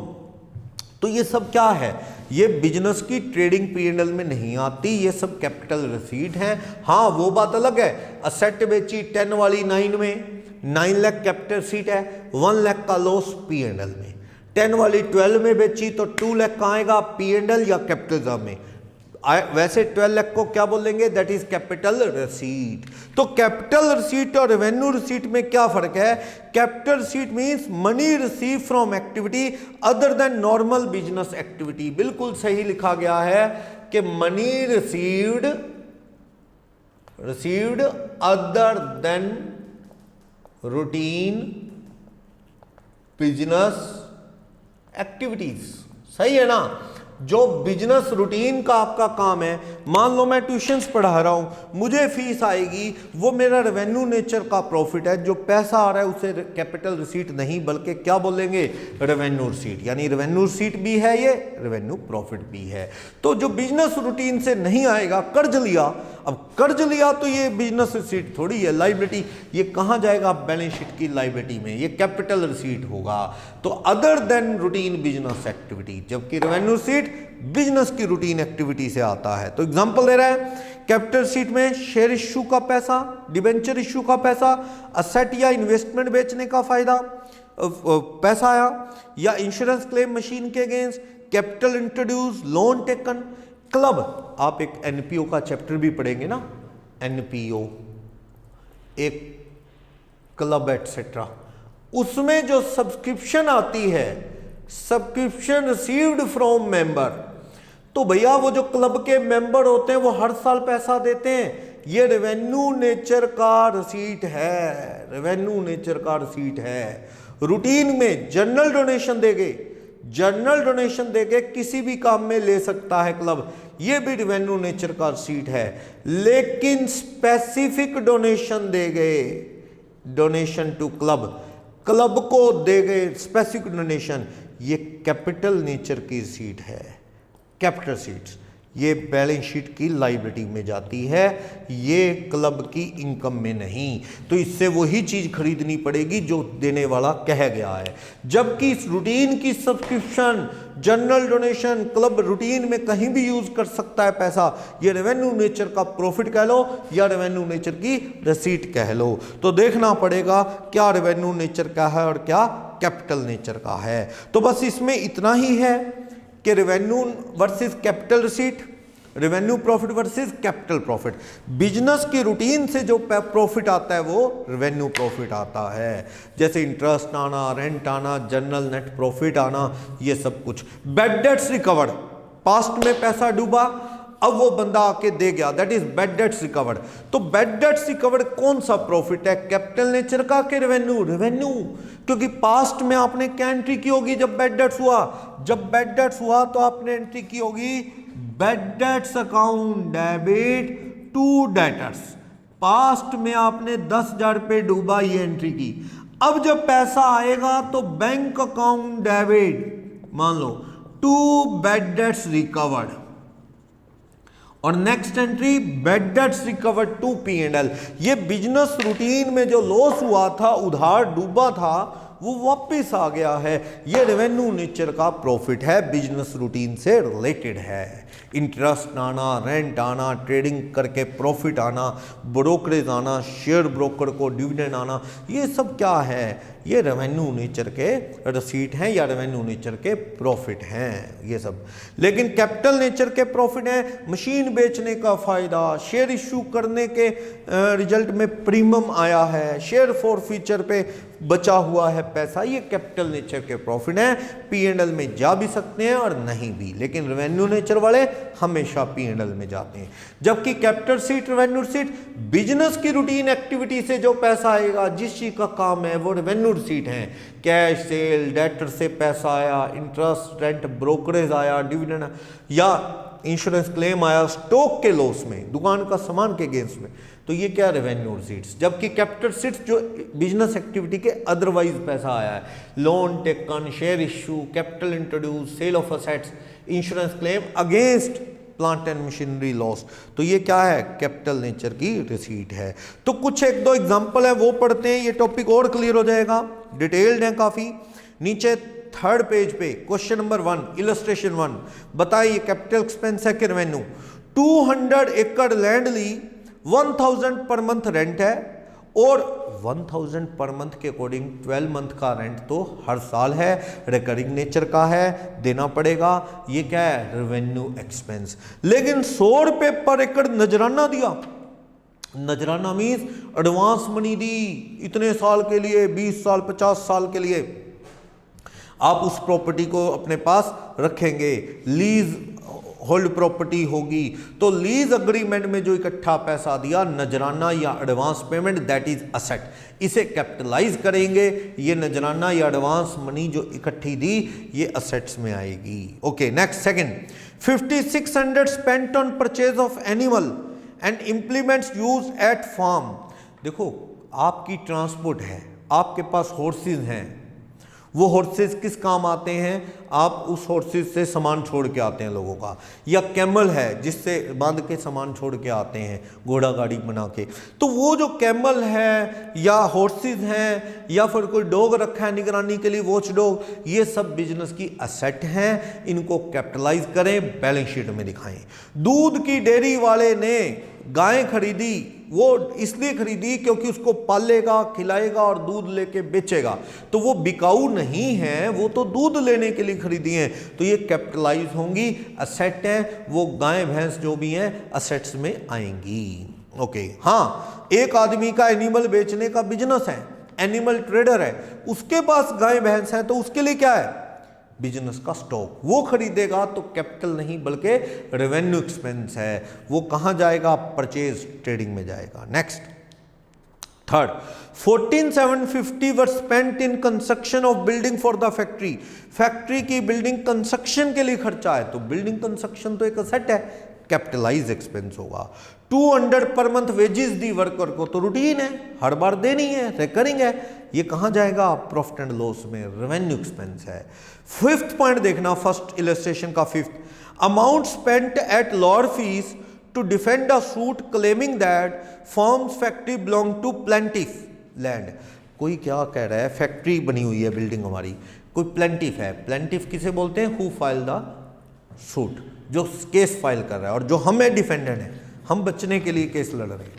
तो किसी ने केस डाला हमारी फैक्ट्री को, कह रहा है मेरी है ये जमीन, हम केस लड़ रहे हैं अपनी फैक्ट्री बचाने के लिए, तो ये खर्च क्या है? ये खर्च केस का जो है, ये इससे ना तो सेट की लाइफ बढ़ रही, ना उसकी कैपेसिटी बढ़ेगी, तो ये खर्च क्या है? बचाने के लिए जो रेवेन्यू नेचर का माना जाए। खरीदते वक्त जो एडवोकेट साहब को एक्विजिशन के वक्त जो पैसे देते हो टाइटल ओनरशिप के रिगार्डिंग लिखने के एफिडेविट, वो कैपिटलाइज होता है। फिलहाल ये खुद को डिफेंड करने के लिए एडवोकेट फीस कहाँ जाएगी? रेवेन्यू नेचर की P&L में जाएगी। Next seventh point, expenses in connection with obtaining license for running a cinema is a capital expenditure or revenue? Capital। इसकी यूजफुलनेस कई साल है, हाँ, लाइफ ऑफ द लाइसेंस में इसे राइट ऑफ कर दो। फिलहाल ये कैपिटल एक्सपेंस है, किसी भी चीज का इस तरह का लाइसेंस, फैक्ट्री चलाने का, थिएटर चलाने का, ये एसेट है। रूट परमिट हो सकता है आपकी बस का, तो वो सब कैपिटल एक्सपेंस है। नेक्स्ट एट्थ, फर्स्ट का 8, टेम्परेरी हट बनाई बिल्डिंग बनाने के लिए, पास में हट बनाई, जब बिल्डिंग बन जाएगी गिरा देंगे वो हट, तो हट बनाने का जो टेम्परेरी हट का खर्चा है वो सब कैपिटलाइज उसी बिल्डिंग में कर दिया जाए। उस बिल्डिंग को बनाने के लिए टेम्परेरी हट बनाई। और सुनना क्या हुआ, एक डिलापिटेटेड हाउस है, डिलापिटेटेड होता है खंडर, डेब्रीज खंडर ढेर लगे पड़े हैं मलबे के, ऐसा कोई टूटा फूटा घर है, कुछ बना है कुछ मलबा है। मैंने वो खंडर घर लिया, डिलापिटेटेड हाउस लिया, उसको डिमोलिश करवाया, गिराया पहले तो बंदे लगा के, फिर उसके ऊपर नई बिल्डिंग बढ़िया खड़ी की। तो ये गिराने का पर्पस भी नई बिल्डिंग बनाना है, तो डिमोलिशिंग के खर्चे भी कहाँ जाएंगे, नई बिल्डिंग की कॉस्ट में ऐड होंगे, क्योंकि डिमोलिशन का पर्पस भी क्या है, नई बिल्डिंग उस पर कंस्ट्रक्ट करना है, कैपिटलाइज होंगे। 9th point, amount spent for replacement of worn out part of machine, capital है? नो, खराब पार्ट खराब हो गया, जल गया, डिफेक्टिव हो गया, तो वो पार्ट बदल दिया, वैसा ही पार्ट और डाल दिया, तो P&L रेवेन्यू एक्सपेंस है। या तो लिखे क्वेश्चन में कि पहले से कहीं ज्यादा कैपेसिटी वाला लगाया तो कैपिटलाइज कर सकते हैं, वरना ये रेवेन्यू है। 10th पॉइंट फर्स्ट का, money spend to reduce working expenses, revenue है? नहीं, वर्किंग एक्सपेंस बताया था ना, बिजली का बिल कम हो जाएगा या और कोई खर्चा अपना सेव हो जाएगा, एसी के साथ कोई पार्ट अटैच कर लो, फोटोस्टेट की मशीन के साथ अटैच कर लो कि जल्दी प्रिंट निकलने से बिजली की बचत होगी, तो ये खर्च क्या है, कैपिटलाइज, इससे एक्सपेंसेस सेव हो रहे हैं, तो रिड्यूस हो रहे हैं, एफिशिएंसी बढ़ रही है, तो ये कैपिटलाइज होगा, रेवेन्यू नहीं है। 11th, सैलरी 15 मंथ की दे दी, करवाया था ना, जो एडवांस है प्रीपेड सैलरी असेट में जाएगी, करवाया था, यहाँ पे हटा दिया हमने, रब किया था, बनाया था ना 15 मंथ्स, 12 मंथ्स, 3 मंथ्स, 12 मंथ्स का P&L रेवेन्यू, 3 मंथ्स की प्रीपेड सैलरी क्या है, एसेट में जाएगी। इसे कैपिटल वर्सेस रेवेन्यू में मत कंसीडर करो, बस ये एसेट है प्रीपेड सैलरी 3 मंथ्स की। Okay, question number 2, illustration 2, example देखते हैं। Carries paid 500 for the goods purchase, दुकान का सामान खरीद रहे हो, गुड्स क्या है, रेवेन्यू एक्सपेंस, उसको लाने के लिए कैरीज दिया, ट्रेडिंग अकाउंट में लिखो, रेवेन्यू एक्सपेंस है। हम मशीन को लाने के लिए कैरीज देते तो कैपिटल होता। नेक्स्ट, सेकंड क्वेश्चन का सेकंड पॉइंट, इलस्ट्रेशन 2 का सेकंड पार्ट, मशीन इंस्टॉलेशन पे 800 खर्च आया, 800 क्या कर दो, मशीन में add, installation of machine capitalise होगा।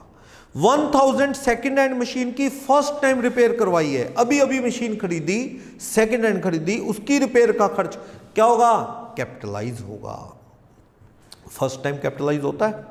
4th, legal expense 700 paid due to default in sending books, क्या हुआ, हम बुक्स पब्लिशर हैं, किसी को बुक्स भेजनी थी, लेट हो गए, सामने वाले ने केस डाल दिया कि सर इन्होंने बुक्स लेट कर दी, मेरी आगे बिकनी थी तो हमें लॉस हुआ है, केस कर दिया, तो हम खुद को डिफेंड करने के लिए एडवोकेट साहब को हायर करेंगे, तो वो जो खर्चा लगेगा वो चलता रहता है, दुकानदारी करोगे ना बिजनेस में, ऐसे डिस्प्यूट होते रहते हैं, एडवोकेट हायर करने पड़ते हैं, तो ये सब क्या है, रेवेन्यू एक्सपेंस है, P&L में जाएगा। 5th, legal expense 700 paid to protect business from misuse of trademark, क्या होता कि अपना कोई ट्रेडमार्क है, जैसे आपकी बुक्स हैं, आपने अपनी बुक्स का के ऊपर एक ब्रांड नेम रख दिया सरताज ब्रांड की बुक्स आप प्रिंट करें, कोई और भी सरताज ब्रांड लगा के बुक्स बेच रहा है, आपने केस डाला कि हमारा ट्रेडमार्क रजिस्टर्ड है, उसका मिसयूज कर रहा है,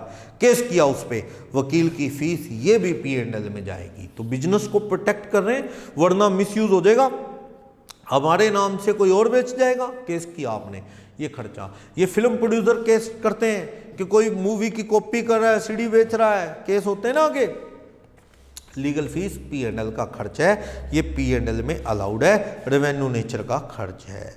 फिर कह रहा है VRS के लिए दिए 5000 5th पॉइंट में, तो बताया था ना डेफर्ड कर दो, आने वाले कई साल तक एक्सपेंसेस देने नहीं पड़ेंगे, सैलरी देनी नहीं पड़ेगी, बेनिफिट है, तो आने वाले टाइम का खर्चा बच रहा है, तो इट मस्ट बी डेफर्ड, इसे धीरे धीरे जितने साल की सैलरी बचेगी उसमें डिवाइड कर दो। ये डिपेंड करता है उनकी एज कितनी है, रिटायरमेंट की एज कितनी है, जितने साल पहले निकाल दिया उतने साल की सैलरी बच जाएगी, तो आप इसे डेफर्ड करते हैं। 7th पॉइंट, 1000 स्टॉक को एक साइड से दूसरी साइड पे पहुंचाया। मान लो स्टॉक दुकान का इस रूम में पड़ा है, यहां से उठा के दूसरे रूम में शिफ्ट किया गोडाउन में, तो ये खर्च क्या है? P&L revenue. ये तो मशीन को भी अगर अपन एक जगह इंस्टॉल करके उससे डिसमेंटल करके दूसरी जगह फिट करवाएं, दोबारा फिर इंस्टॉलेशन दें, तो वो कैपिटलाइज नहीं होती। कहां जाती है? रेवेन्यू, P&L में जाती है। नेक्स्ट, इंजन के पिस्टन रिंग बदल दिए ताकि फ्यूल एफिशिएंसी बढ़े। वो उसकी क्या है? फ्यूल की कंजम्पशन घटे, तो वही हो गया ना, एफिशिएंसी बढ़ेगी, खर्चा कटेगा। तो ये खर्च क्या होएगा? ये खर्च रेवेन्यू नेचर का नहीं मानना चाहिए, क्योंकि इससे एफिशिएंसी बढ़ेगी, फ्यूल कम लगेगा। It must be treated as capital expense. Machine में, बाइक में जोड़ दो। 9th पॉइंट सेकंड क्वेश्चन का, MTNL को 8000 दिए, ये इंस्टॉलेशन ऑफ टेलीफोन पे। अगर तो ये रिफंडेबल सिक्योरिटी है तो असेट में लिखो, ये फ्यूचर में वापस आएगी या बिल में एडजस्ट होगी। लेकिन अगर वो कहते हैं जी रिफंडेबल नहीं, गए बस ये पैसे, then okay, it can be treated as expense. पर साइलेंट है तो इसे सिक्योरिटी मानो, इतने पैसे इकट्ठे सिक्योरिटी के लेते हैं वो, तो उसे असेट में दिखा दो। 10th, इनॉग्रेशन के पैसे दिए, मुहूर्त किया फैक्ट्री का, मैन्युफैक्चरिंग यूनिट का। इनॉग्रेशन, एडवर्टाइजमेंट, ये सब क्या होते हैं? Revenue expense, must be transfer to P&L immediately. Okay. 11th point, building को डिमोलिश करके नई बिल्डिंग बनाई, तो डिमोलिशन के खर्च भी क्या है? रेवेन्यू, कैपिटल एक्सपेंस, क्योंकि उसे गिराओगे तो नहीं बनाओगे। डिमोलिशन ऐसा होता है, कभी आप देखो डिमोलिशन कैसे,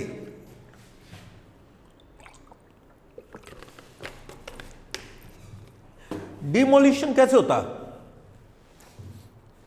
हमारे इंडिया में तो लेबर लगाते हैं, बंदे लगा दिए, वो धीरे धीरे तोड़ते रहते हैं, सारा तोड़ के फिर बिल्डिंग गिरा के और बनती है। लेकिन अब फॉरेन में देखो, इंडिया में भी कुछ जगह है पर कम है, फॉरेन में ज़्यादा है। फॉरेन में कोई बिल्डिंग है, गिरानी है, लाइफ उसकी ओवर है, खत्म हो चुकी है, गिरानी है, तो वो क्या है? सिस्टम से डायनामाइट फिट कर देते हैं, बारूद फिट कर देते हैं, डायनामाइट जगह जगह। इसी हिसाब से डायनामाइट फिट करते हैं कि उनको पता होता है कि इसका इफेक्ट इधर बिल्डिंग गिरेगी, इधर गिरेगी, ऐसे इस हिसाब से फिट करते हैं। बटन दबाया, सारी बिल्डिंग नीचे, और इतने बढ़िया तरीके से नीचे आती है, ये नहीं कि साथ वाले घर भी डैमेज हो जाए या कुछ। पड़ोसी सोया हुआ दूसरी बिल्डिंग में, सुबह नींद खुलती है, विंडो खोलता है, देखता है कहता बिल्डिंग कहाँ गई। तो ऐसा होता है।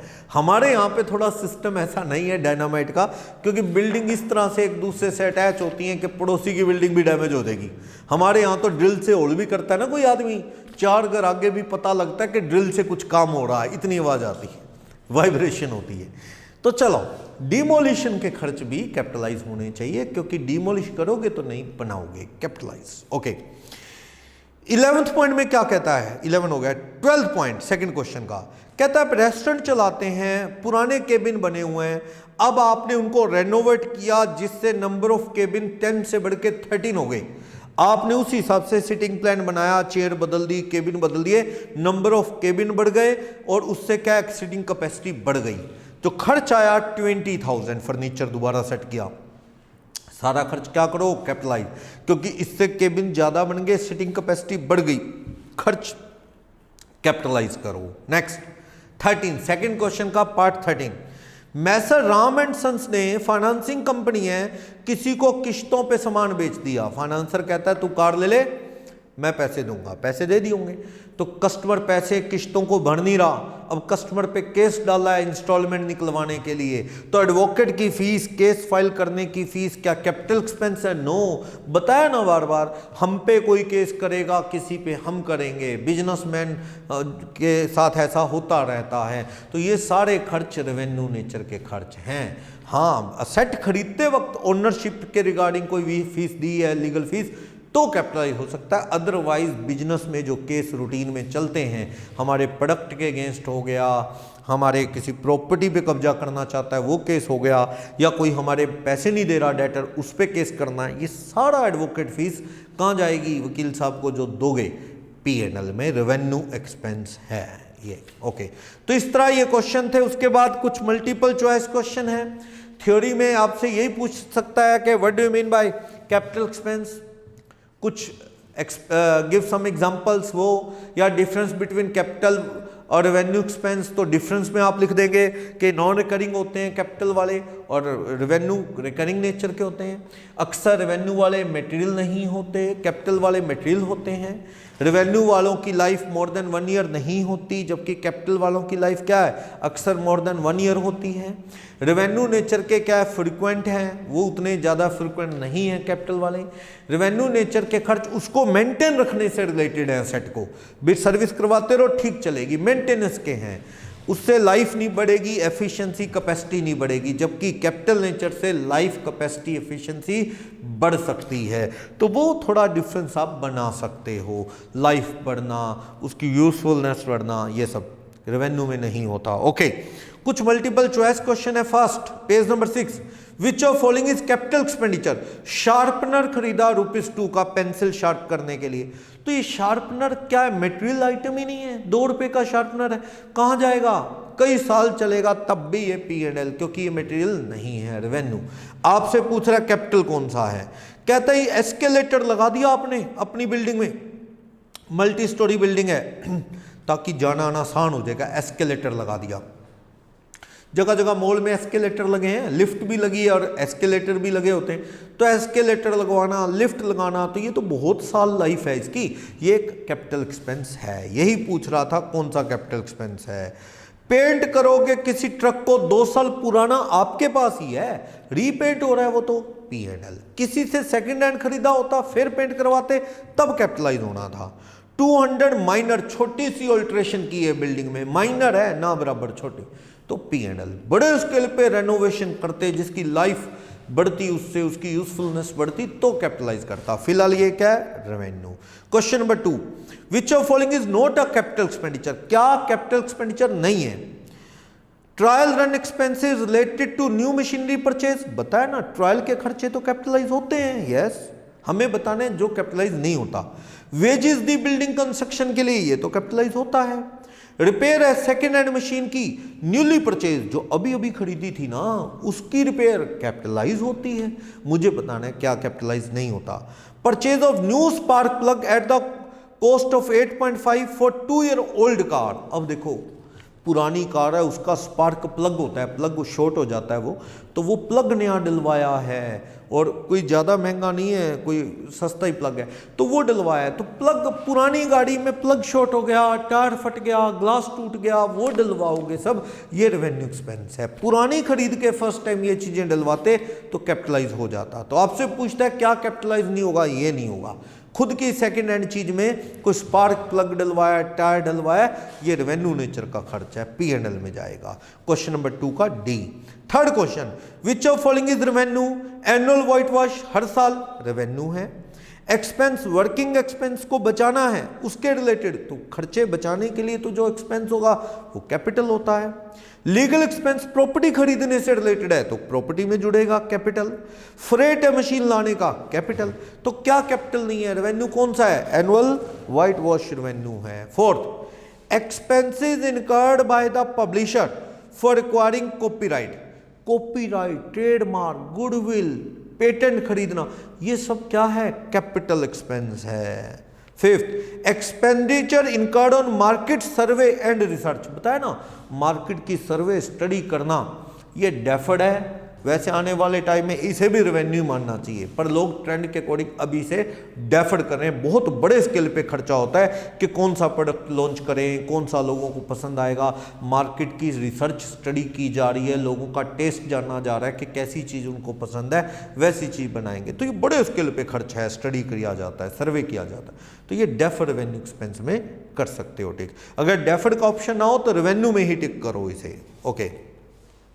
6, the term capital expenditure is generally used to signify that expenditure which increase the quality of asset, increase the quantity of asset, हाँ asset new addition होगी, quantity बढ़ गई, या improvement हो उसमें replace करने से, yes, all of these, okay। ये कह रहा है, कहता पुरानी बिल्डिंग को गिराने पे 50,000 खर्च लगा और नई बनाने पे 9.5। नई बनाने का भी कैपिटलाइज, पुरानी को गिराने का भी क्या होगा, कैपिटलाइज, तो कैपिटल है। फॉरेन से मशीन लाने के लिए बंदे गए तो ट्रैवल का खर्च उन लोगों का कैपिटलाइज होगा। 9, पुरानी बिल्डिंग की पेंटिंग रेवेन्यू है, बिल्डिंग में एडिशन करोगे कैपिटल है, हो जाएगा ये। सिक्योरिटी प्रीमियम कौन सा प्रॉफिट है? कैपिटल नेचर का प्रॉफिट है। 11 इनमें से कौन सा कैपिटल रिसीट है? कैपिटल नेचर की आइटम है। फर्नीचर को बेच के पैसा आया, कैपिटल रिसीट है कि रेवेन्यू? कैपिटल। यही पूछ रहा था ये। Amount receive from debtor, revenue receipt है। Amount of interest receive, revenue profit, revenue receipt है। Amount release from bad debts recovered, ये भी रेवेन्यू रिसीट है। तो कैपिटल रिसीट कौन सी है? फर्नीचर बेच के जो पैसा आया। 12 कहता रिप्लेसमेंट ऑफ वाइटल पार्ट, बड़ा पार्ट किसी मशीन का रिप्लेस किया, 30,000 लग गए क्योंकि रास्ते में ट्रांजिट में कोई डैमेज हो गया था, एक्सीडेंट हो गया था। भैया बड़ा पार्ट से मतलब नहीं है। मान लो एसी फिट कर रहे थे, एसी गिर गया, सारा ही टूट गया, नया लगाया, तो वो लॉस P&L में जाएगा। वो दूसरे एसी में पुराने एसी की कॉस्ट थोड़ी जोड़ दूंगा मैं, ये नुकसान है। गाड़ी नहीं ला रहे थे, रास्ते में एक्सीडेंट हो गया, 50,000 रुपये लग गए ठीक करवाने में, तो वो क्या होगा? P&L में जाएगा, रेवेन्यू।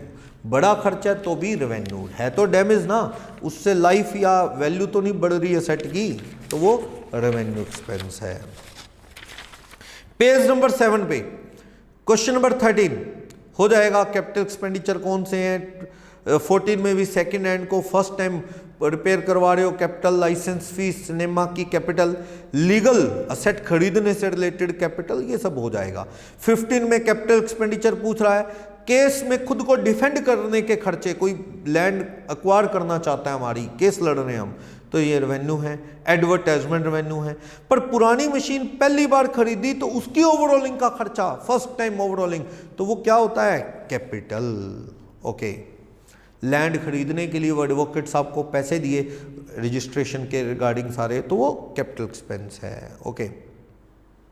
इंस्टॉलेशन कहाँ जाएगा? Capital expense. इंस्टॉलेशन मशीन में ही ऐड हो जाता है, आपको पता है। एक देखना, मशीन खरीदी 50 वाली, लेकिन लेट पेमेंट की वजह से आपको क्या है? 10,000 इंटरेस्ट देना पड़ेगा। किश्तों में पैसा दोगे तो एक्स्ट्रा देना पड़ेगा। ऐसा है, असेट में तो मशीन 50 की आएगी, जो इंटरेस्ट देना पड़ेगा धीरे धीरे किश्तों में, वो एक रेवेन्यू एक्सपेंस है। जब जब इंटरेस्ट लगेगा, हर साल का इंटरेस्ट कहाँ जाएगा? प्रॉफिट एंड लॉस अकाउंट में। It's a revenue expense. Okay. हाँ, मशीन 50 की असेट है। रिंग पिस्टन वाला एग्जांपल ले चुके हैं आप। स्टॉक को हटा के दूसरी साइड पे लगाओगे, रेवेन्यू एक्सपेंस है, वो ले चुके हैं आप। BSNL MTNL की सिक्योरिटी असेट में आती है, वो कर चुके हैं हम। लाइसेंस नेमा का कैपिटल एक्सपेंडिचर है, वो भी कर चुके हैं बात। टेम्पररी हट का क्वेश्चन है 24, कैपिटल एक्सपेंस होता है, बिल्डिंग में ऐड करेंगे, बात कर चुके हैं। वॉलंटरी रिटायरमेंट का पैसा दिया तो आने वाले सालों में देना नहीं पड़ेगा, तो ये खर्चा बचेगा, तो ये क्या है? ये डेफर करना चाहिए, धीरे धीरे राइट ऑफ करना चाहिए। 26 बिल्डिंग कंस्ट्रक्ट कर रहे हो पुरानी गिरा के, तो पुरानी गिरा के नहीं बना रहे हो, तो गिराने के खर्च, डिमोलिशन भी क्या होगा? कैपिटल एक्सपेंस होगा। तो इस तरह से आप 2 बार वीडियो को अच्छे से देखें, वॉच करें, और अच्छा लगे तो please like and share with your friends. If you have not subscribed our channel, please subscribe it. Thank you very much.